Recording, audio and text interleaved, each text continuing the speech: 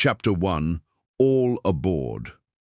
The morning sun climbed slowly over the eastern cliffs of Mistral, spilling gold light across a train station already thick with noise and motion. Steam curled lazily from the waiting locomotive, mingling with the calls of merchants, the shuffle of travelers, and the low, purposeful murmur of huntsmen checking gear before a long journey north. Crow Branwen stood a short distance from the platform, leaning against a wooden post with a folded sheet of paper resting against his forearm. His expression, usually somewhere between bored and irritated, had settled into something quieter, more thoughtful. His pen scratched out its final lines with unusual care. "James, it's been 2 weeks since the Battle of Haven. Against all odds, we won." Memories flickered behind his eyes as he wrote, the shattered halls of Haven Academy lit by fire and dust-fueled explosions. Students fighting shoulder to shoulder in another battle that should never have occurred to save a school. The White Fang's assault crumbling into confused retreat once its own soldiers refused to keep fighting. He wrote about Leonardo Lionheart's betrayal, the fall of Cinder, and the recovery of the relic. His pen hesitated over the next line, hovering just above the paper. Then deliberately, he skipped past it entirely, past the vault, past Raven, past everything that had happened far beneath Haven's floor that he still hadn't decided how to put into words. Even for Ironwood, some things needed saying face to face, if they needed saying at all, he decided. Lionheart is dead. The White Fang assault was stopped before it could spread beyond Haven, thanks largely to Gira Belladonna and his militia. Most of Salem's people escaped, though not without paying a heavy price. "We've on our way to Atlas, James, and we're bringing more than just ourselves." He paused, staring toward the waiting train, its windows already crowded with familiar faces finding their seats. "Hopefully this letter reaches you before we do. Take care, Crow." He folded the letter, sealed it, and pressed it into the station courier's waiting hand. "Make sure that gets onto the next military dispatch headed for Atlas." The courier turned the letter over, once checking the seal. "It will," thought I can't promise, when since Atlas closed its borders tighter than a miser's coin purse since Beacon fell. Crow gave a short nod and turned back toward the platform where the rest of his strange, hard-won family waited. Not far off, another farewell was already underway. It was quieter, but no less heavy for it.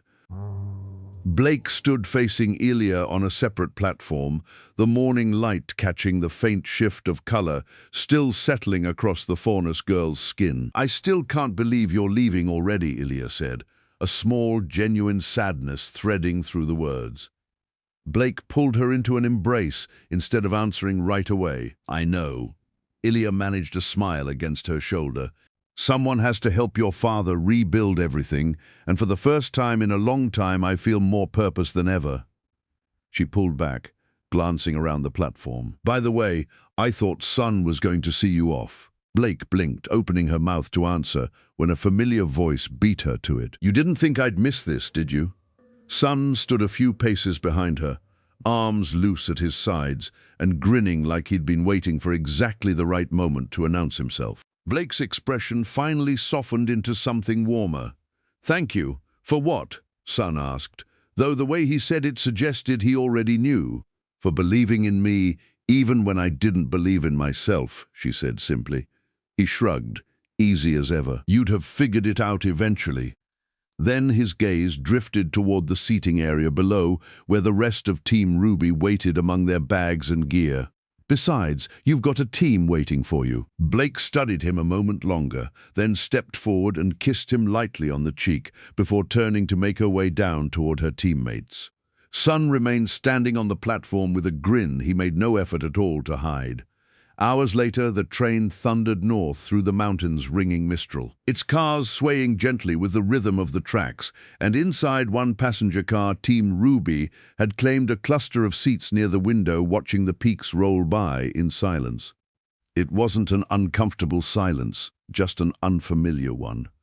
That particular quiet of 4 people relearning how to simply sit together after everything that had pulled them apart. RWBY broke it first, tucking her knees up against the seat. It still feels weird. A little, Weiss admitted, a faint smile touching her mouth despite the admission. Blake kept her eyes on the window, watching the mountains slide past in long grey ridges. "I'm sorry," she said quietly, not turning around. Yang looked over at her. "For what?" "For leaving." Blake's voice stayed even, though something beneath it wavered slightly. "For everything." Yang was quiet for a long moment, studying her partner's profile before she answered. "It'll take a little time," she said finally. Blake glanced up at that. "For things to get back to normal," Yang continued, and then softer still, "but I'm glad you're back." Blake held her gaze, something easing behind her amber eyes. "Me too."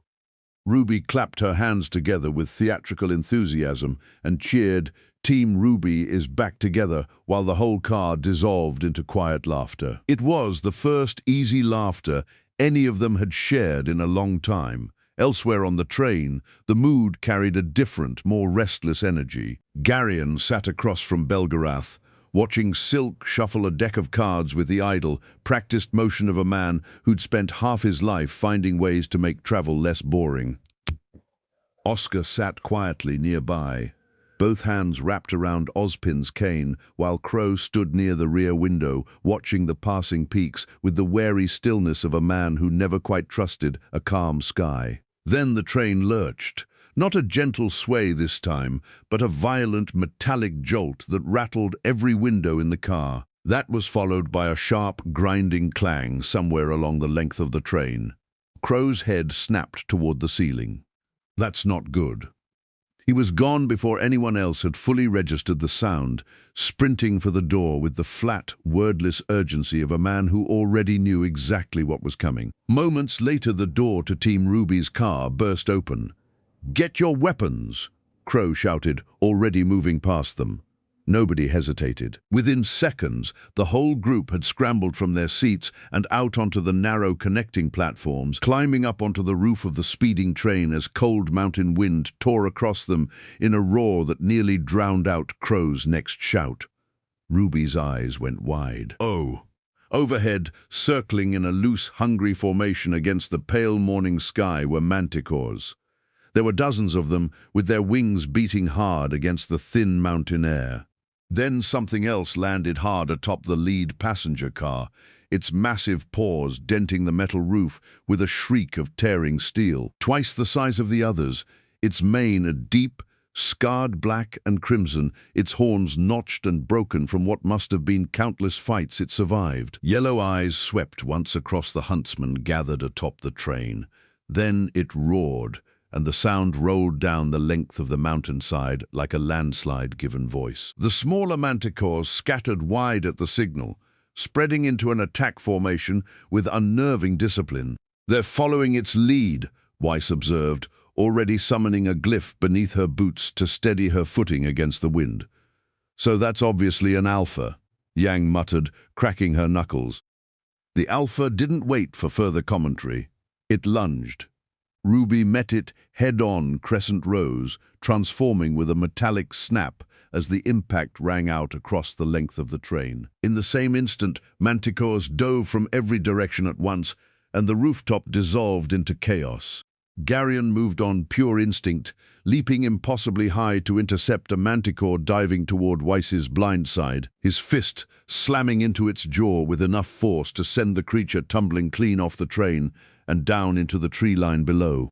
Yang whistled appreciatively, even as she drove her own fist through another grim's skull. "I keep forgetting he can do that." A second wave of defenders scrambled up onto the roof from further back along the train. John, Pyrrha, Ren, Nora, and Oscar, all moving with the practiced urgency of people who'd done this exact drill too many times already. "Why is it always something?" Nora shouted, swinging Maghild in a wide arc that sent two manticores spinning off into open air. The battle intensified with every passing second. The Alpha itself, pacing calmly along the rooftop, between the chaos, directing its swarm with an intelligence that unsettled everyone who noticed it.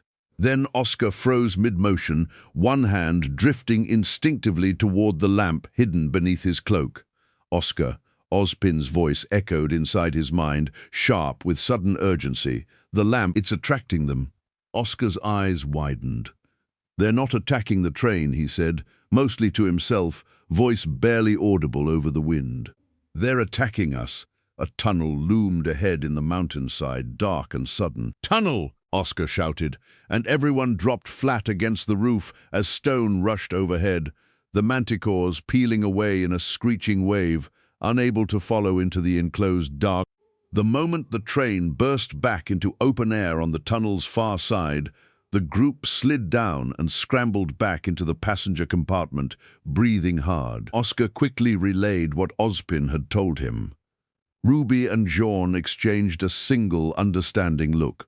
"We need to split up," Ruby said. "We'll protect the passengers," Jean answered immediately, already turning toward his own team. "I can keep everyone's emotions hidden," Ren offered, calm as ever, despite the chaos still raging outside the windows. "And I'll amplify your aura," Jean added, already moving toward the forward cars. Belgariad's voice cut through the planning, brisk and certain. "Garion and I will stay with Ruby. Silk, you go with Juniper."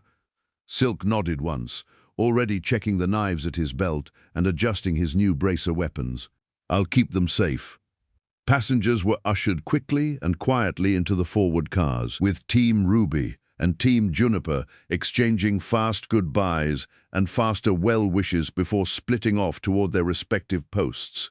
Shortly after the train burst back into daylight and Ruby's group climbed once more onto the roof as the Alpha's roar signaled the attack's resumption. One by one, the smaller manticores began to fall. Yang blasted another from the sky with a shotgun blast from Ember Celica, while Weiss impaled two more in quick succession with a pair of summoned lances, her glyphs flaring gold against the pale mountain light. Garion launched himself between train cars entirely, slicing a manticore mid-air with the sword of the Revan King before it could reach Oscar. Blake, meanwhile, worked her way toward the coupling mechanism, fingers already finding the release. With a final wrench, the rear section decoupled cleanly and the passenger cars surged ahead, putting precious distance between the civilians and the fight. The Alpha's focus shifted as its remaining Grim fell one after another, its massive chest expanding as it drew breath for something far worse than a simple lunge. Ruby's eyes went wide. "Everybody brace!" The fireball tore loose from the Alpha's throat and streaked toward them, only for Crow's scythe to cut the Alpha clean in half a heartbeat before impact. The twin halves, scattering harmlessly into the sky on either side. The fireball struck the rails just ahead of the train instead, and the remaining cars lurched violently as the tracks buckled beneath them. Weiss slammed Mertenaster down against the roof on instinct, and black glyphs flared to life beneath everyone's feet, holding them fast against the sudden, gut-wrenching pull of gravity as the train began to derail. Metal shrieked as snow exploded outward in a wide white curtain. The front car tore free from the rails entirely and dragged the remaining cars with it, ploughing a long, ruinous furrow through the deep mountain snow before finally grinding to a shuddering halt. For a long moment, nobody moved. Then Ruby slowly lifted her head, looking around at the wreckage and the scattered, snow-dusted forms of her friends. "Everybody okay?" One by one, the answers came back. "I'm fine. Still here. Little sore," Yang admitted, rolling one shoulder with a wince. Belgariad grunted, pushing himself upright with more dignity than the situation strictly warranted. "I've had worse." Garion helped Oscar to his feet, checking him over quickly, but no one appeared seriously hurt. A little bruised, snow-covered, and thoroughly rattled but whole. Then, from somewhere near the front of the wreck, the door of a passenger car creaked open, and a small, elderly woman stepped out. She leaned casually on a walking stick, as though she'd simply stepped off at an ordinary station, rather than a derailed, grim-battered train halfway up a mountainside. She surveyed the wreckage with an unhurried, appraising eye, then turned that same gaze on the assembled, stunned huntsman. Adjusting a pair of cybernetic eyes, she remarked, in a tone of complete and utter deadpan, "Well," a pause. That was sure a close one. Chapter 2. Brunswick Farms, the wreckage of the train, lay scattered across the mountainside like the ribs of some great fallen beast that remained half buried in snow, already beginning to drift over the twisted metal. For nearly an hour, the group worked in grim, practiced silence, picking through the ruined cars for anything salvageable. They grabbed packs, blankets, rations, ammunition, anything that hadn't been crushed or scattered in the derailment. The small elderly woman, who'd emerged so calmly from the wreck, introduced herself as Maria Calavera, though she offered little else beyond that and a dry running commentary on the general incompetence of modern rail engineering. Nobody pressed her further, since there would be time for questions later, once they weren't all standing ankle-deep in snow beside a smoking ruin.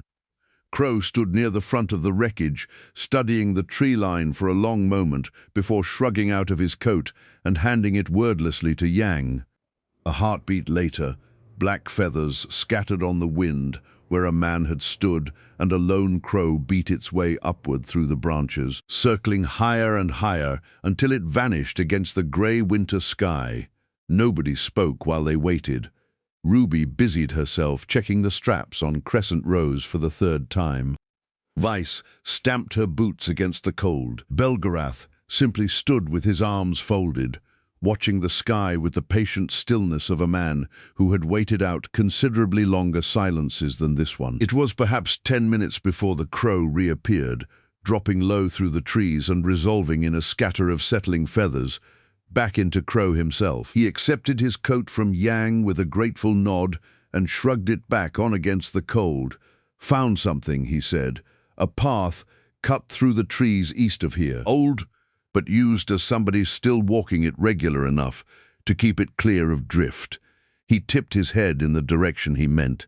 The path could lead anywhere, but anywhere's better than freezing out here arguing about it. Ruby looked up from securing Crescent Rose across her back. "You think whoever it is will take us in?" "Mountain folk this far out usually do," Crow said. "Not much choice, way I figure it. Nearest real town's probably another 2 days past whatever's at the end of that path, and none of us are walking that far tonight, not with the temperature about to drop the way these peaks like to drop it." Belgariad grunted his agreement, already testing the depth of the snow with one boot. "Shelter first, questions after." He glanced toward Garion. "You'll carry Oscar's pack." The boys had enough excitement for one morning without adding exhaustion to it. Oscar, still faintly pale from the fight, and whatever conversation he'd been having with Ozpin in the privacy of his own skull, didn't argue.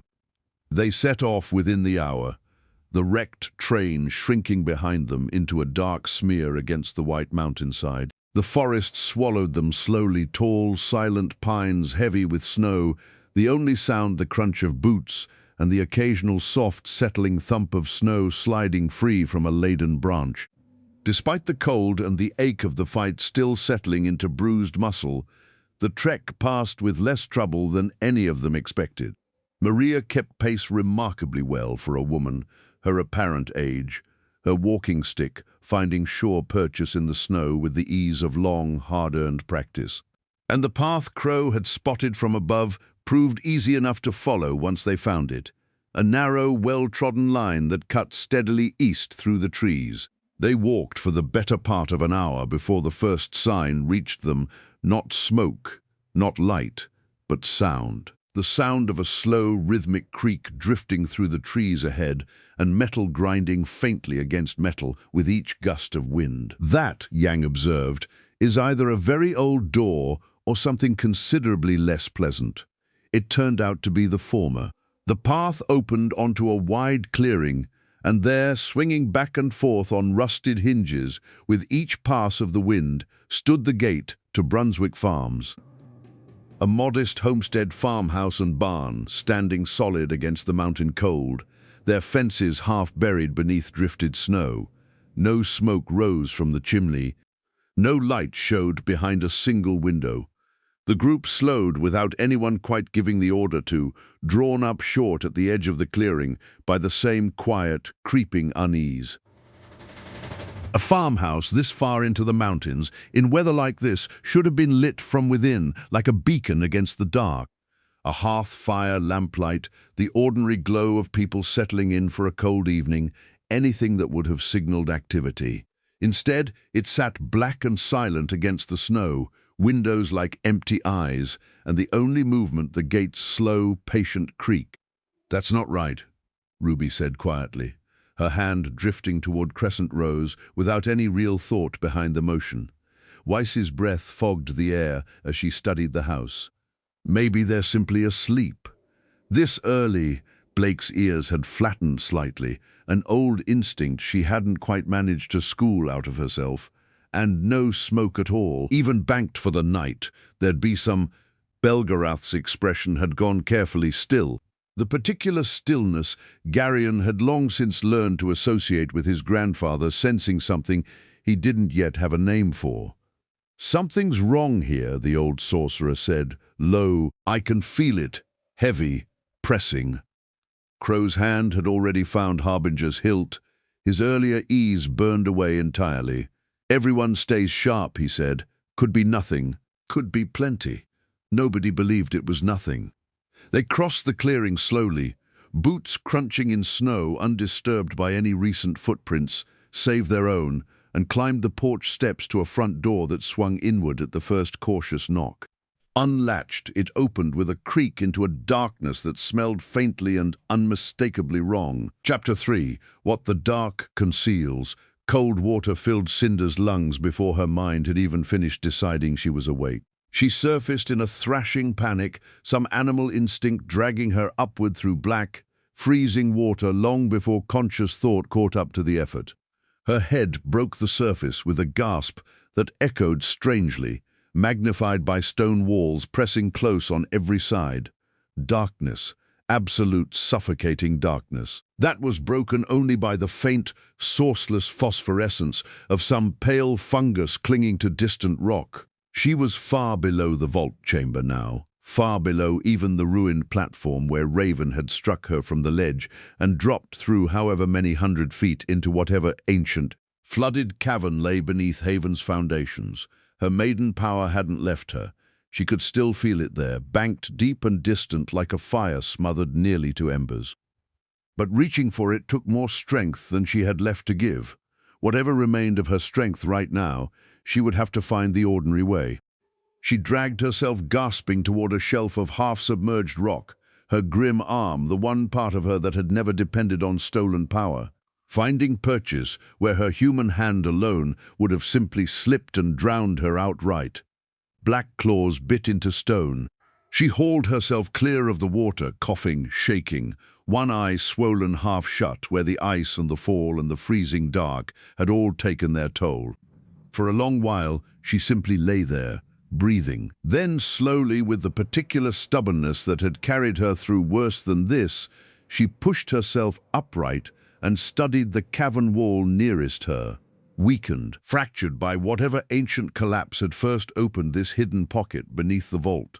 She drove her grim claws into the largest crack and pulled again and again, until stone gave way to stone and a ragged opening breathed cold, clean air against her ruined face. She did not remember most of the climb that followed. Only cold, only the taste of blood, only the singular burning determination that she would not die in the dark beneath a mountain that had already taken everything else from her. She emerged eventually into the outskirts of Mistral proper, in an alley behind a row of shuttered shops, filthy and freezing and barely able to stand. A woman passed nearby, alone, unremarkable, carrying groceries home through the early evening cold. What happened next Cinder did not allow herself to dwell on afterward. It was quick, it was quiet. And when she stepped back out into the street minutes later, she wore a stranger's coat, a stranger's boots, and carried a purse heavy enough with lean to see her through whatever came next. The lower levels of Mistral had never much cared who walked their streets, so long as coin changed hands politely enough. Cinder moved through them like a ghost of her former self, favoring her injured side, with one eye still swollen, nearly shut beneath matted, filthy hair. Nobody looked twice. In this part of the city, looking twice at anyone was a good way to lose an eye of one's own. She found what she was looking for in a crudely painted warehouse wall. The image of a stylized black spider, legs sprawling across a web on the cracked brick. She knew the symbol. Everyone who'd spent any real time in Mistral's underworld knew the symbol. The woman at a corner table of the unassuming little parlor looked Cinder over with the flat, assessing patience of someone who had seen far stranger things walk through her door than a half-drowned, battered stranger demanding an audience. "You're little Miss Malachite?" Cinder said, when she was finally shown through to the back room. The woman behind the ornate desk, middle-aged and immaculately dressed, studied her for a long, unhurried moment before gesturing to the chair opposite. "I'm little miss gonna skin you alive if you ever take that tone with me again," she said pleasantly, but with a tone of warning. "What do you want?" Cinder set the stolen purse down on the desk between them, Leon spilling faintly across polished wood. "Information," she said. "There was a fight recently. Haven Academy. A group left the city shortly after huntsmen, students, and a handful of others who didn't belong to either category." Her remaining eye burned steady despite everything else about her that had been broken. "I want to know where they went." Little Miss Malachite considered the purse, then Cinder's ruined face with the same careful, professional interest. "That," she said, finally, a small, pleased smile touching her mouth, "I believe I can help you with, far to the north, inside the darkened farmhouse at Brunswick Farms." Eunice had settled over the group like a physical weight that was thick enough that even Crow had stopped his usual dry commentary. "I don't like this," Ruby said, for perhaps the third time since they'd stepped through the unlatched door. "Maybe we should just find somewhere else, anywhere else, in this." Crow nodded toward the nearest window, where the storm outside had thickened considerably in the last hour, wind driving snow sideways in dense, blinding sheets. "We're not going anywhere tonight, not safely anyway. We're stuck here till morning, whether we like the feel of the place or not." Nobody argued the point, though nobody looked happy about it either. They spread out cautiously through the ground floor, lighting what lamps they could find, the flickering light doing little to soften the house's wrongness. Furniture sat undisturbed, remnants of a half-finished meal on the kitchen table, a child's toy abandoned on the stairs as though dropped mid-motion and never retrieved. Weiss and Blake volunteered to check upstairs. They returned considerably faster than they'd gone up, both women pale. Blake's hand pressed briefly over her mouth before she forced it back down to her side. "What is it?" Ruby asked, immediately, already moving toward the stairs. "Don't," Weiss said, quiet and strained. "Ruby, don't." But Ruby was already climbing, and one by one the rest of the group followed, drawn by the same terrible need to know rather than simply imagine. The bedrooms told the story plainly enough, and none of it kindly. The farmer, his wife, the 2 grandchildren, all of them lay in their beds exactly where sleep must have found them, their blankets still drawn up neat and undisturbed. But the bodies beneath those blankets had withered, shriveled down to something dry and papery and wrong, as though whatever animated a living person had simply quietly been allowed to leave, with nothing violent enough to explain it left behind at all.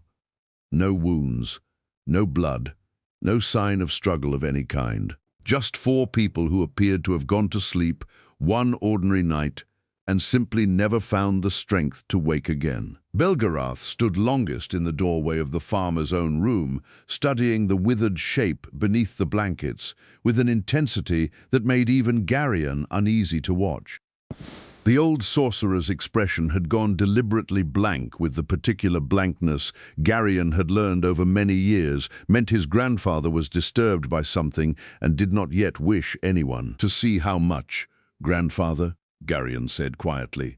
Belgariad didn't answer immediately. When he finally spoke, his voice carried none of its usual dry certainty. "I don't know what did this," he said. "But whatever it was, it didn't take their lives by force." His eyes remained fixed on the bed. It took something else first, and the body simply followed. Nobody asked him to elaborate further. Nobody wanted to. not in that room with the storm howling outside, and 4 withered bodies lying undisturbed in their beds. They retreated back downstairs in heavy, unbroken silence, and by unspoken agreement, nobody suggested sleeping anywhere near the bedrooms that night. Bedrolls and blankets were arranged instead in the main room, close by the hearth where Yang coaxed the fire back to life, and Garion quietly checked the locks on every door and window twice. It was Maria who found the journals stacked in a bookcase near the fireplace, their leather covers worn soft with years of handling. She settled into a chair near the fire, adjusted her goggles, and began to read. The room's uneasy quiet broken only by the crackle of the flames and the storm's low, constant howl against the windows.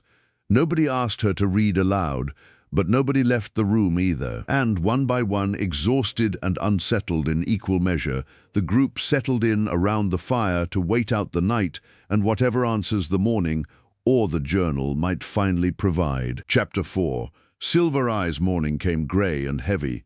The storm outside finally spent, though the stillness it left behind felt, if anything, worse than the howling wind had been. Ruby woke first, clear-headed, alert, blinking up at the farmhouse ceiling with the faint, disoriented sense that she'd slept far too easily for a house full of corpses. She sat up and immediately understood why. Nobody else was moving. Blake lay curled beneath her blanket, breathing slow and shallow, eyes fluttering weakly when Ruby shook her shoulder, but refusing to properly open. Yang groaned something unintelligible and buried her face deeper into her bedroll. Weiss barely stirred at all. Even Belgariad, Crow, and Garion, 3 of the hardest people to catch off guard Ruby had ever known, lay heavy and sluggish, limbs leaden, as though the storm itself had settled into their bones overnight and refused to leave. "Hey," Ruby said, louder now, real worry creeping into her voice. "Hey, come on everybody, wake up." It took the better part of 20 minutes and considerably more effort than waking anyone should ever require to finally get the group moving. Slow, groggy, monosyllabic, none of them quite able to explain why simply standing upright felt like wading through wet sand. Only Ruby seemed unaffected, some small, stubborn spark inside her burning bright and clear, even while everyone around her moved like they were drowning in their own exhaustion. Crow was the first of the adults to shake off enough of the fog to think practically. "Bike's not enough to carry all of us," he mumbled, rubbing at his eyes, as though that alone took real effort. "Blake, Yang, Oscar, you 3, check the storage shed out back. See if there's anything useful." The 3 of them trudged out into the cold with the particular heaviness of people moving through a dream rather than a morning, and returned some time later, dragging an old wooden cart between them, its wheels stiff with disuse but otherwise sound. Weiss, summoned to help, studied the cart and Bumblebee with slow, deliberate focus, as though even simple engineering required more concentration than usual this morning. She drew Mertenaster and, with careful, controlled bursts of heat-focused dust, welded a crude but sturdy hitch between the cart's frame and the back of Yang's bike. Sparks scattered weakly across the frost-covered courtyard. By the time the hitch was finished, the rest of the group had gathered loosely on and around the farmhouse's front porch, sitting rather than standing, several with their heads in their hands, and none showing much interest in conversation. Maria sat apart from them on the porch steps, a worn leather journal open across her knees, her eyes moving steadily down page after page. It was, Ruby noted distantly, already the 7th such journal she'd found stacked in that kitchen drawer. It was Weiss who spoke first once the hitch was done, her voice carrying an odd, flat quality that didn't sound like her at all. "Why are we even doing this?" Ruby blinked. "Doing what?" "Atlas." Weiss said the word like it had lost all meaning to her. "The relic, all of it." She sank down onto the porch steps beside Maria, staring out at nothing. "We could just drop it down the well and be done with it. Nobody would ever find it there." "That's..." Ruby started and found to her genuine alarm that she couldn't finish the sentence. The argument should have been obvious. It should have leapt to her tongue without effort. Instead, her thoughts moved sluggish and thick, Every reason she knew mattered, sliding away from her the moment she reached for it. Blake nodded slowly from where she sat, slumped against the porch railing. "She's right, it'd be easier." One by one, the rest of the group murmured some version of agreement until Ruby stood alone in the courtyard, the only person still fighting against a pull she couldn't properly name, holding the lamp loosely in one hand, as though her body had already half decided to do exactly what everyone was suggesting. She found herself walking toward the well before she'd consciously chosen to. The stone lip was cold beneath her palms as she leaned over the dark opening, the lamp dangling loosely from her other hand. "Just drop it," something whispered, quiet and reasonable, from somewhere beyond her own thoughts. Easier, simpler. Nobody would even remember why it mattered. Then, deep in the well's black throat, 2 points of dull red light blinked open, staring back up at her. Ruby screamed and stumbled backward, and the lamp slipped from her numb fingers, tumbling down into the darkness with a distant, hollow splash. No, no, no, no. The fog that had wrapped around her thoughts all morning burned away in an instant, replaced by sharp, cold panic. I dropped it. Oh my gods. I actually dropped it. "Ruby, it's fine," Yang mumbled from the porch, barely lifting her head. "Leave it."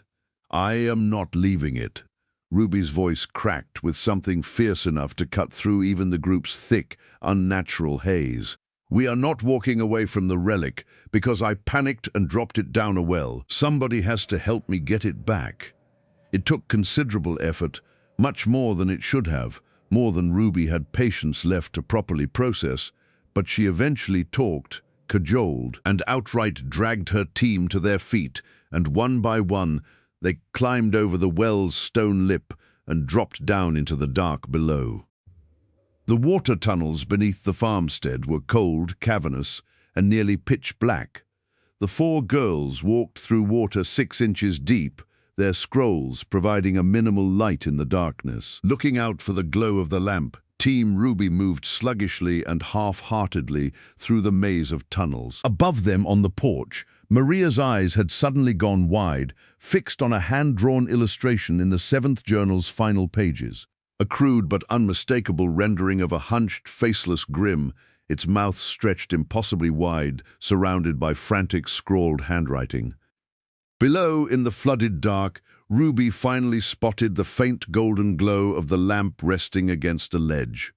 She picked up the lamp and clutched it tightly against her chest, gasping triumphantly at her perceived victory, when at that very moment a dozen hunched, faceless shapes stirred in the shadows along the reservoir's edges, rising slowly, deliberately from where they'd lain still and silent as stone. Ruby screamed. The sound tore through the chamber and shattered whatever remained of her team's stupor all at once. Blake, Yang, and Weiss running to where she was in a splash of motion, eyes wide with sudden, belated terror as the apathy closed in from every direction. With more of them emerging from every shadowed alcove, the group turned toward "Move," Yang shouted. "Move, move, move." They scrambled for a way out, their boots occasionally slipping on wet stone, when suddenly Maria, small and fierce, moving with startling speed for a woman her apparent age, dropped down into the chamber to meet them. Her voice cut through the panic like a blade. "This way, don't look at them, just run." A low, mournful wail rose from the nearest apathy, and the effect was immediate and devastating. Ruby felt her limbs turn to lead mid-stride, the same crushing lethargy from that morning slamming back into her tenfold, and around her, one by one, her teammates staggered and nearly fell. They reached the cellar doors at the top of a narrow stone stairway and found them locked fast. "Yang!" Ruby gasped. "Blast it!" Yang raised Emberselica, just as another apathy wail rolled through the chamber before she could fire, and all 4 of them crumpled to the stone floor at once. Their limbs became entirely unresponsive, and even their will to lift a hand simply gone. Ruby, pinned flat against the cold stone, turned her head with what little strength remained and saw an apathy looming directly over Blake. One long, clawed hand descending slowly toward her exposed throat. "Blake!" The scream tore out of her raw and desperate, and something ancient and silver ignited behind her eyes, a flash of light that struck the apathy and froze them mid-motion. But her power had only been enough to stun them rather than destroy, and the apathy once again began to move closer once they recovered. But that delay was just enough. Barely as Ruby dragged herself forward on hands that fought to obey her, and hauled Blake towards the stairway, inch by agonizing inch, while more apathy stirred in every shadow around them. Another wail then rolled through the chamber, and this time nobody moved at all. It was Maria who reached Ruby first, crawling with fierce, stubborn determination across the stone floor, her hands closing on either side of Ruby's face, forcing her gaze up. Maria's voice was steady, urgent, cutting through the crushing weight pressing down on all of them. "What color are your eyes?" "Huh?" Ruby managed, the question barely registering through the fog. "Your eyes, girl? What color?" "They're silver," Ruby whispered. Maria let out a gasp, then said, "Do you have a family, friends?" Maria's grip tightened, her own eyes hidden behind those wide, strange goggles. "Don't look at the grim. Don't even think about them. Think of your team, your family, everything you care about." The world seemed to go silent except for the sound of Maria's voice in Ruby's mind. "Life is precious, it's sacred, and it's worth preserving." Something shifted deep inside Ruby's chest, not panic this time, not fear, but something warmer, fiercer, rising up past the crushing weight of the apathy's will entirely. Ruby lifted her head, and her eyes blazed silver, bright and burning, fixed not on the nearest threat, but on the whole dark, writhing chamber around her. Light erupted outward in a single silent wave, and every apathy in the room dissolved into nothingness, crumbling into dust and drifting ash. The crushing weight lifted instantly. Yang surged upright with a gasp, Ember Celica already firing before she'd fully registered the fight was over, and blasting the cellar doors clean off their hinges in a shower of splinters. One by one, they scrambled up the narrow stairway and up into the farmhouse proper, hauling each other along with none of them slowing until they'd burst back out into the cold, grey morning air. "Everyone into the cart, now!" Crow shouted, already moving to help. Weiss, last through the door, turned back toward the farmhouse with Myrtenaster raised and a controlled burst of fire dust caught along the curtains, spreading fast through the old dry wood. "Nothing should live down there again," she said, with a voice flat but determined.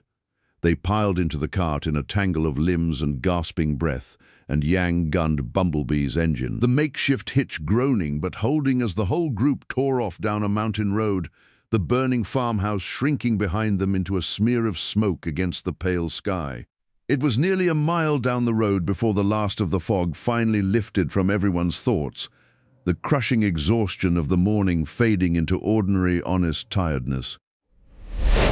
Oscar, still catching his breath in the back of the jostling cart, finally found his voice. What were those things? Maria let out a long, weary sigh, adjusting the goggle that sat in place of her eyes. "The apathy," she said. "They aren't strong or ferocious like other Grim. They simply drain your will to go on." She shook her head, something like genuine self-reproach creeping into her voice.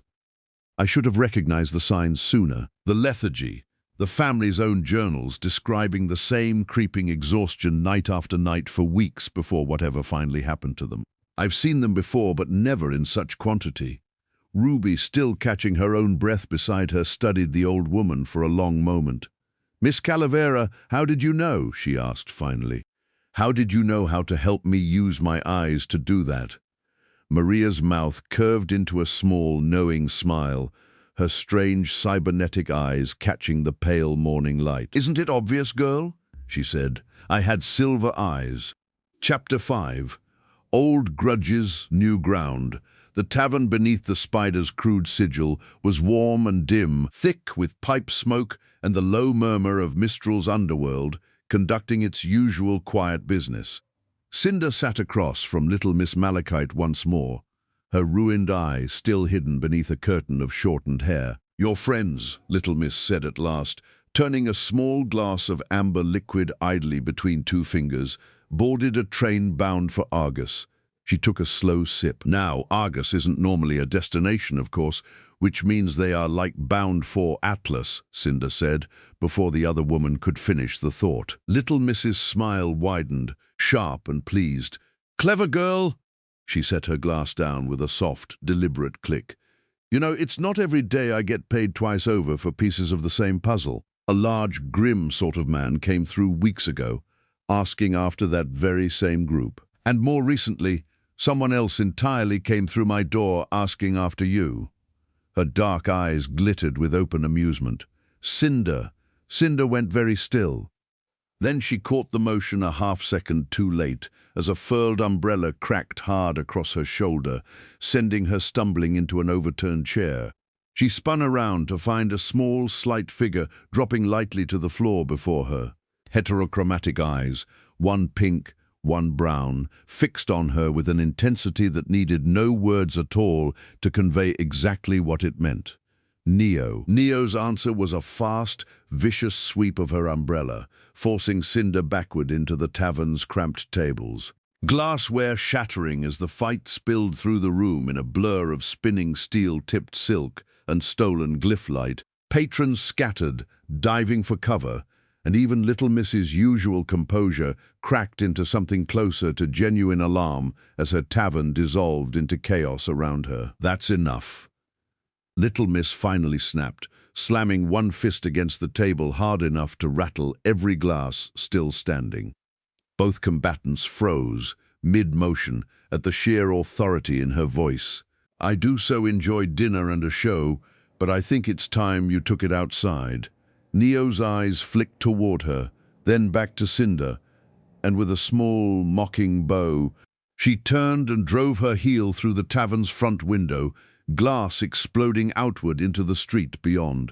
Cinder followed without hesitation. They fought their way into a narrow alleyway beyond, umbrella against grim claw, quick acrobatic strikes against desperate, half-recovered fury, until Cinder finally reached deep, past exhaustion, past the lingering weakness of the flooded cavern, and let her maiden power surge to the surface at last, fire blazing bright enough to force Neo back several stumbling steps. "Stop!" Cinder's voice cracked with something raw beneath the command. "And don't blame me, girl. I didn't kill." Roman Neo's expression shifted, disbelief changing to determined anger in a moment. "We both want Ruby Rose dead."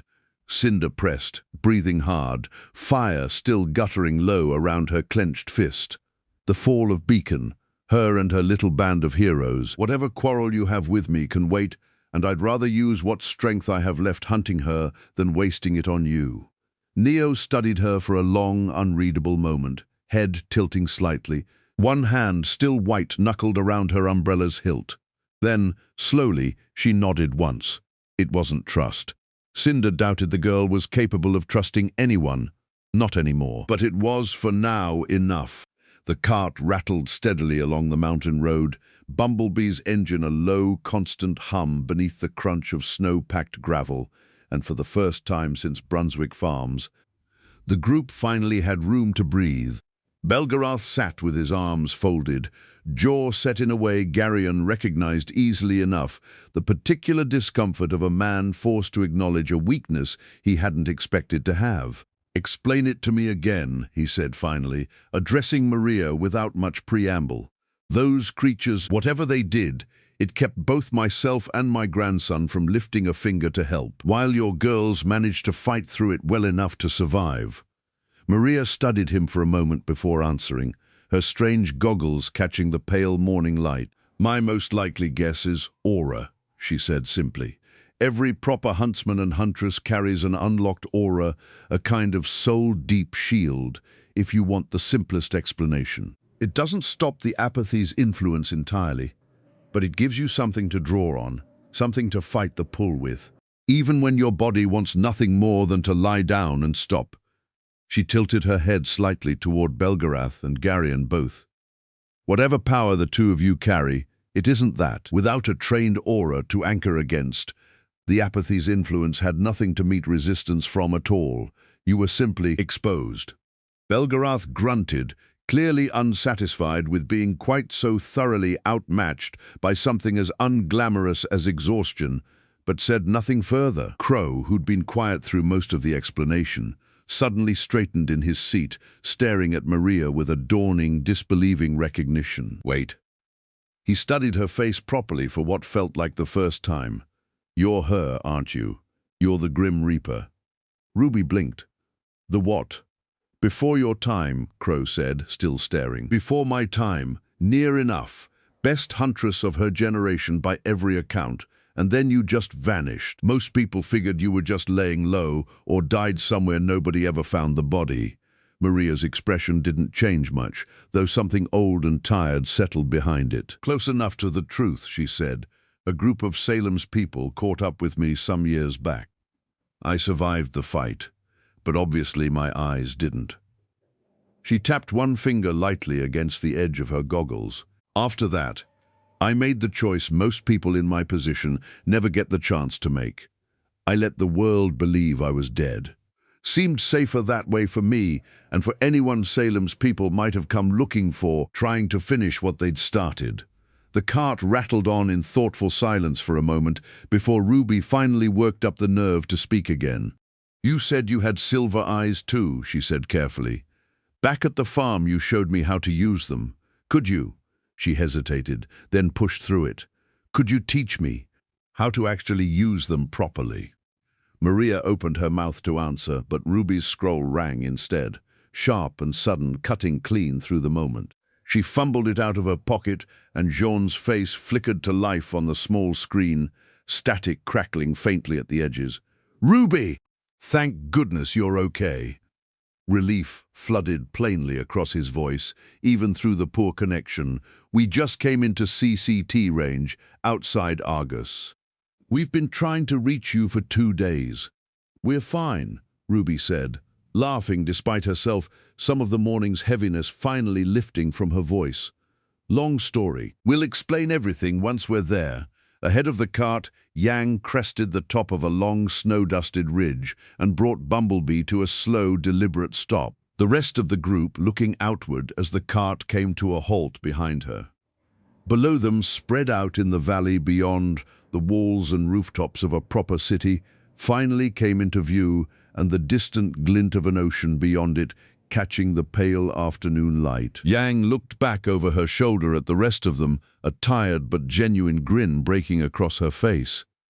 "Everyone, welcome to Argus." Chapter 6. Reunions and Roadblocks.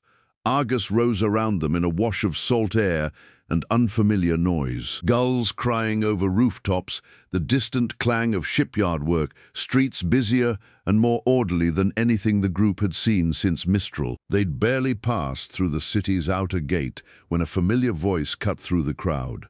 "Ruby." Nora barreled into the group first, nearly bowling Ruby clean off her feet in an embrace that left no room for argument, and within seconds the reunion dissolved into a tangle of hugs, relieved laughter, and overlapping questions shouted over one another faster than anyone could actually answer them. "You're all okay? What happened to your train, we heard? Is that a cart?" Silk, hanging back at the edge of the commotion, with his usual dry composure, allowed himself a small, genuine smile at the sight of Garyon and Belgarath, both still upright and apparently unscathed. Pyrrha embraced Ruby warmly.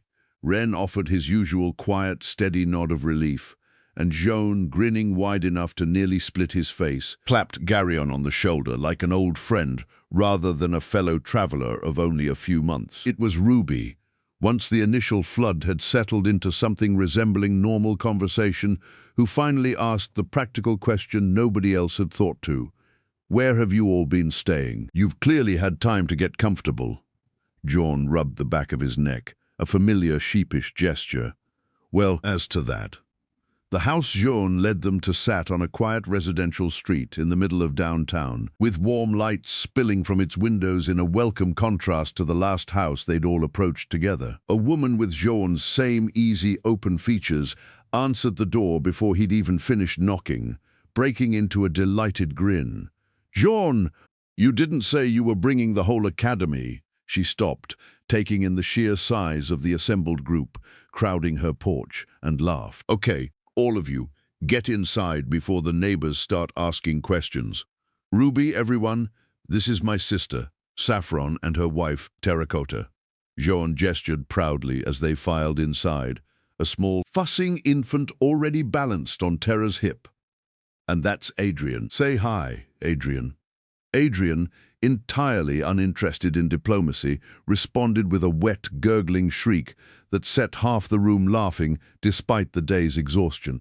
It took the better part of the evening, with everyone crowded around Saffron's kitchen table and spilling into the front room for both groups to fully trade accounts of everything that had happened since the train first split apart in the mountains. Ruby's group told theirs plainly: the Manticores, the Alpha, the derailment, Maria's introduction, and then, more carefully, Brunswick Farms itself, the withered bodies, the apathy, Ruby's silver eyes, and finally Maria's own quiet, startling reveal. In turn, Jean's group described their own quieter, less eventful journey, protecting the passenger cars the rest of the way to Argos, arriving safely, and Jean's own surprised, grateful discovery that his sister had settled here years ago, married and building a life far from the rest of the family. Jean's expression then sobered considerably once the conversation turned to what they'd found once they'd actually arrived. "We went to the military installation here," he said, "and figured, with everything going on, the relic, Salem, all of it, that Ironwood needed to hear it directly sooner rather than later." He shook his head, frustration plain on his face. "We didn't even get past the front gate since the base commander here, a woman named Cordovin, all but laughed us off the property. Said Atlas doesn't take security concerns from wandering students and vagrants without proper documentation and authorization from channels she conveniently never specified. She wouldn't even pass along a message," Wren added quietly, "not for something as simple as a name and a warning." Crow's jaw had tightened steadily throughout the whole account, some old worn patience finally fraying past its limit. He rose abruptly from the table without a word, shrugging his coat back on. "Crow?" Ruby asked. "Need some air," he said shortly, already moving for the door. "And a drink." Belgariad watched him go, something old and knowing in his expression, but made no move to follow. When Garyon glanced at him, half expecting to be sent after the man, the old sorcerer simply shook his head. "Let him be," he said, quiet enough that only Garyon caught it. "Some wounds need air before they'll close properly. Chasing after a man who wants to be alone rarely helps him find his footing any faster." The remaining conversation turned practical, circling the same frustrating problem from every angle. Weiss, arms folded, was the first to suggest an alternative. "If Cordovin won't hear us, there may be another way in. My sister Winter serves directly under Ironwood. If I can get word to her specifically, she'd have both the standing and the reason to actually listen. That's all assuming we can somehow get a message to her with the CCT down," Yang pointed out. "And with this Cordovin, it doesn't look like that's an option." "Then we find another way to Atlas altogether," Blake said. "An airship, officially or otherwise." Nobody had a clean answer for that yet, and the conversation wound down into a tired, thoughtful quiet. Their plans left deliberately unfinished for the night. One by one, the group began sorting out sleeping arrangements across Saffron's modest home and a few neighboring guest rooms she'd apparently already arranged with remarkable foresight. It was Pyrrha, hanging back near the door as the others dispersed, who caught Jean's sleeve gently before he could follow the rest. "Would you come with me somewhere?" she asked, quieter than her usual composed tone. "There's someone in this city I'd like you to meet. My mother." Jean blinked, surprised. "Wait, you're from here?" Pyrrha's small, faintly nervous smile was answer enough. "It's been a long few months," she said, "and I think it's past time I stopped keeping quite so much of my own story to myself." Jean took her hand, and the two of them slipped out into the cool evening air together, leaving the rest of the group behind to rest, regroup, and quietly begin working out how exactly 7 separate stubborn minds were going to talk, sneak, or fight their way to Atlas. Chapter 7. A Thief's Trade. "You want to do what, exactly?" Ruby's voice carried more alarm than volume, but Silk merely offered his usual thin, unbothered smile, already turning a borrowed set of Argus City maps over in his hands at Saffron's kitchen table. I want to walk into a military installation, uninvited, locate a communications terminal, and send a message to Atlas addressed specifically to Winter Schnee, and bypassing a base commander who has already made her feelings toward us abundantly clear. He said it with the casual confidence of a man describing an ordinary errand rather than a genuine act of espionage. It is, admittedly, not the sort of thing one announces politely at a dinner table, but it is precisely the sort of thing I happen to be extremely good at. Belgariad, with his arms folded, studied his old travelling companion with the particular weary fondness of a man who had watched Silk talk his way into and out of considerably worse situations across an entire kingdom's worth of history. "He's not wrong," the old sorcerer admitted. "Whatever else you might say about the man, there has never been a wall built that kept him out for long, nor a guard he couldn't convince to look the other way." "I'll go with him," Wren offered quietly, before anyone could object further. "My semblance can mask the emotional presence of anyone near me. Guards who may be on edge or expecting trouble, I can smooth that over for both of us." Silk regarded Wren with genuine appraising interest. A quiet young man who can make anxious soldiers feel simply unremarkable. "I begin to see why you've all managed to survive this long." He inclined his head slightly, an actual mark of respect. "I would be glad of the company." The Argus military installation sprawled out along the northern edge of the city, floodlit in patches but sprawling enough that entire stretches of its outer perimeter sat in comfortable shadow between searchlight sweeps.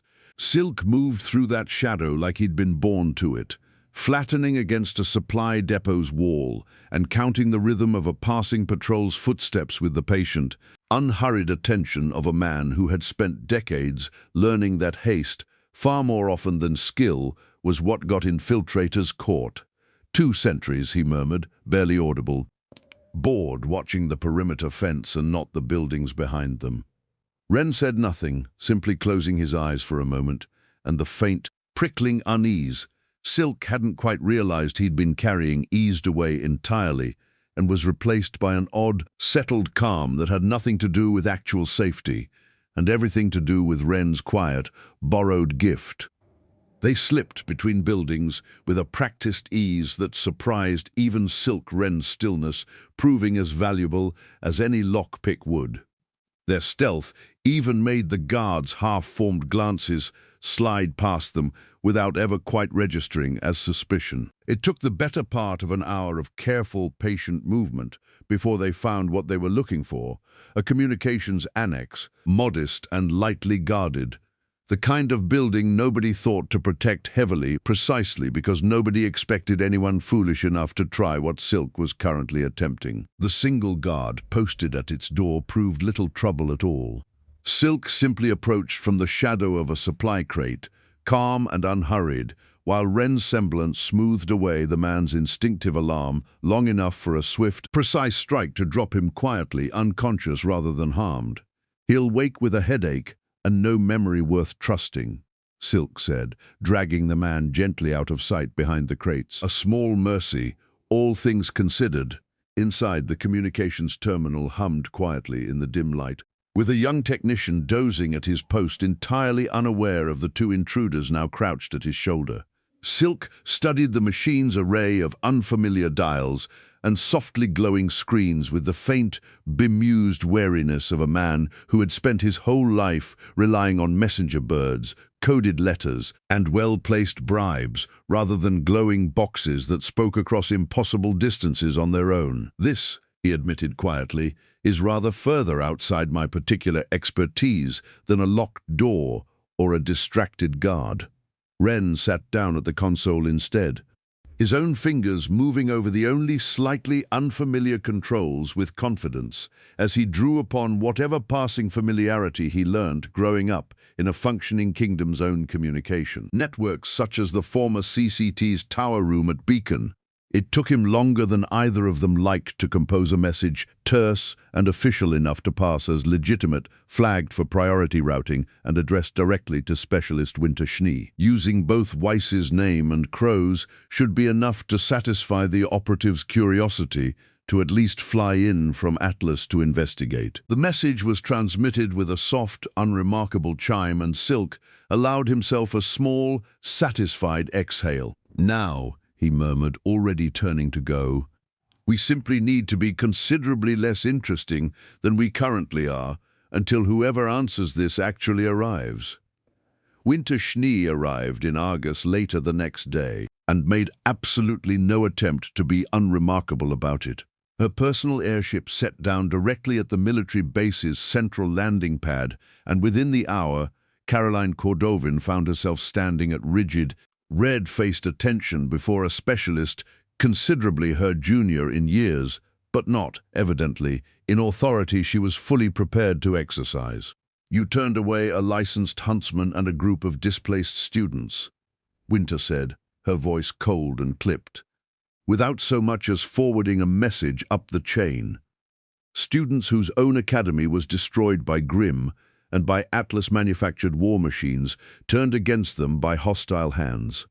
"I find myself wondering, Commander, whether that reflects poor judgment on your part, or something considerably more concerning about how this installation represents Atlas to those it's meant to protect. I acted within established protocol regarding unverified civilian." Crow. "Branwen is not just any civilian," Winter cut in, sharp and precise. "He is a licensed huntsman and a longtime colleague of General Ironwood, and one of the young women he escorts is my own sister. Atlas does not turn its back on those it owes its protection to, Commander. Not students fleeing a fallen academy, and certainly not while wearing this uniform. I intend to include your conduct here in full in my report to General Ironwood." She didn't raise her voice. She didn't need to. "I'll be personally escorting the group in question to Atlas myself, effective immediately. I trust that won't require further debate over protocol." Cordovin's jaw tightened, but she said nothing further, and within the hour word reached Saffron's crowded little house that Special Operative Schnee had arrived. The Atlas soldier informed them she intended to see the entire group safely to Atlas herself and to meet her at the base when they are ready. Within an hour, everyone was packed and said their heartfelt goodbyes to Saffron and Terracotta for their hospitality. Quickly making their way to the installation, Winter was waiting at the gate with an expression caught halfway between relief and old complicated affection, and she and Weiss gave each other in a hug. "You look tired," Winter said, studying her sister's face with the particular clinical concern of someone who cared deeply but had never quite learned to say so plainly, "and considerably more travel-worn than the last time I saw you." Her gaze swept briefly over the rest of the assembled group, crowding the doorway behind her sister. RWBY, Belgariad, Garyon, Silk's faint, satisfied smile lingering at the very back, and something in her composed expression allowed for the smallest flicker of genuine relief. Chapter 8. The City in the Clouds. The airship climbed steadily through thinning cloud cover, and one by one, conversations aboard the cabin died away entirely as Atlas itself came into view. It hung suspended above the earth like something out of legend. Towers and spires of gleaming white and silver, entire districts of the city floating serenely above a vast, churning bank of clouds, sunlight catching off polished metal and glass in 100 scattered points of brilliance. RWBY pressed her hand flat against the viewport glass, eyes wide. Garyon simply stared, utterly silent, while beside him Belgariad's usual dry composure had for once given way to genuine open wonder. How RWBY started and couldn't quite finish the thought. "Dust," Winter said, a note of quiet, practiced pride threading through the simple explanation, though clearly she'd delivered some version of this speech to newcomers many times before. "Gravity dust primarily, bound into the city's foundation and continuously maintained. Atlas has stood above the clouds for a generation, and most who see it for the first time find words fail them rather quickly." Weiss, Crow, and Maria alone seemed unmoved by the spectacle. each occupied with their own private thoughts rather than the view. Weiss, of course, with the particular tension of someone who had conflicting memories of growing up here, Crow with his usual weathered indifference, and Maria simply watching the younger members of the group marvel with the quiet, faintly amused patience of someone who'd actually been here many times in her long life. Winter moved to the cockpit briefly, and her voice carried back crisp and professional over the comm. Atlas Control. This is Special Operative Schnee requesting clearance and terminal assignment. Priority passengers aboard. The reply crackled back a moment later, brief and efficient, and Winter nodded to herself, satisfied. Terminal 7 will be down shortly. General Ironwood's office occupied one of the city's higher towers within Beacon Academy, all clean lines and quiet authority with windows looking out over the endless cloud bank below. Winter led them through with brisk efficiency, and the moment the doors opened, the general rose from behind his desk to greet them. And beside him, RWBY noted unexpectedly, stood a girl with bright orange hair and an easy, warm smile that seemed entirely unbothered by the gravity of the room. Penny. RWBY's face lit up immediately, recognition and delight breaking through the day's exhaustion all at once. RWBY, salutations. It is so good to see you all. Penny's enthusiasm was immediate and entirely genuine, though she held herself back from an embrace with a small, almost formal restraint that suggested careful training rather than natural reserve. Ironwood's own relief was quieter but no less real. "It is so good to see all of you," he said, gaze sweeping the assembled group.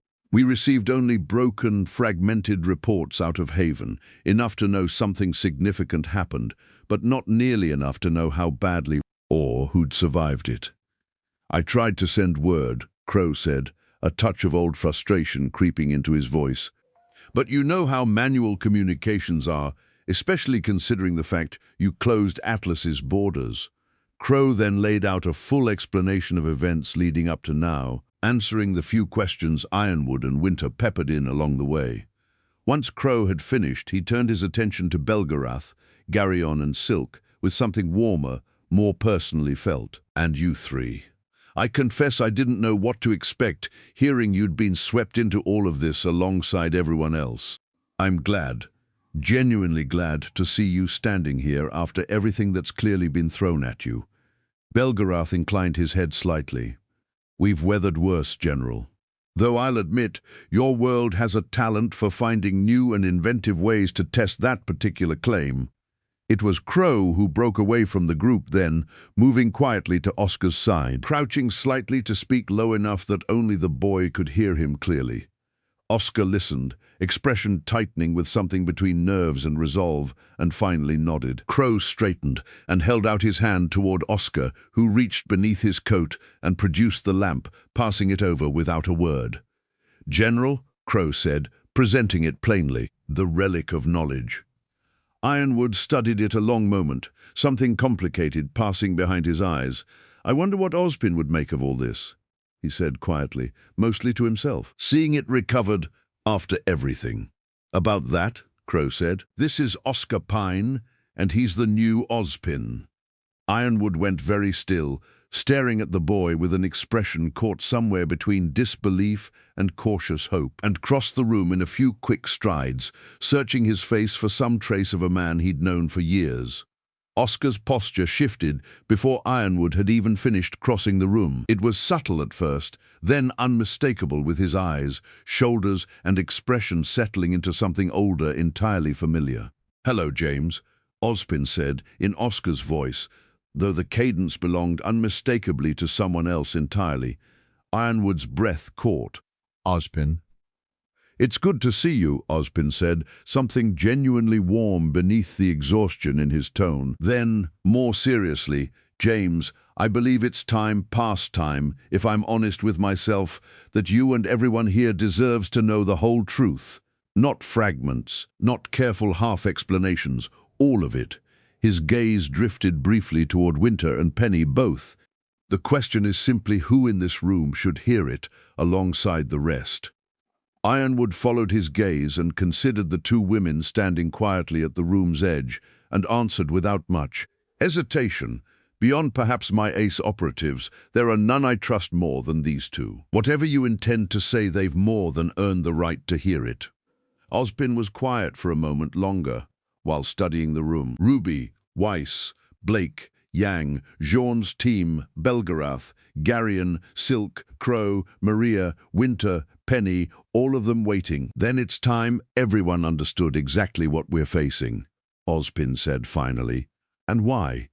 He reached out and took the lamp gently from Ironwood's hands, cradling it with the careful familiarity of a man who had carried its weight, in one form or another, for far longer than anyone else in the room could truly comprehend. "Jin," he said quietly, and the lamp began at last to glow.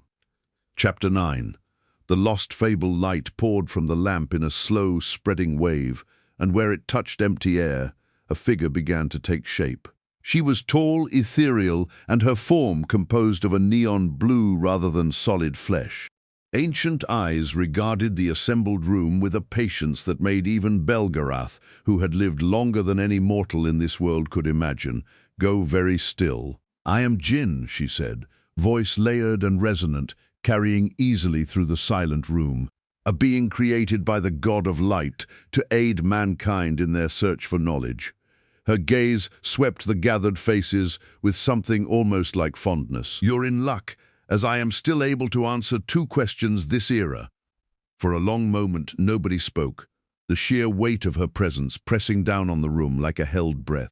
Then Jin's gaze settled on Oscar, standing slightly apart from the others, and something in her ancient expression softened. "It's good to see you again, old man," she said. Oscar's posture shifted as the weariness of unconscious centuries settled visibly into his young shoulders when Ozpin rose fully to the surface. "Jin," he said, quiet and grave, "it has indeed been a while." He drew a slow breath and asked the question that was about to reveal every unspoken secret he had hidden behind every guarded half-truth. "What is the history of this world that has led us to this moment?" Jin was silent a moment, as though gathering something vast and old with enough to require care in the telling. Then she began. "Once upon a time, when kings and kingdoms were plentiful, and where magic was a gift from the gods that all could wield, there lived a lonely girl who was locked in a lonely tower, named Salem. Salem sought desperately to get away from her cage and her cruel father, and all she begged for was freedom. Warriors from around the world came to take on the trials of freeing her, but each one failed time and time again. Then one day, a new warrior emerged, and the people of the land knew him as Ozma. Ozma did not come seeking power or wealth, but instead fought only for justice and righteousness, and it was his pure heart that succeeded where all others had failed in helping her break free from her royal prison. After escaping from the castle and out of breath, they stood looking at each other when suddenly emotions blossomed within them both. Ozma offered her his hand and asked, "What do we do now?" And Salem replied, "Whatever we like," and what should have been a fairy tale ending sadly found itself turned into a tragedy as Ozma, who had overcome every beast and blade sent upon him, died of an illness that left Salem alone, praying to the gods for mercy and justice. No answer came to her.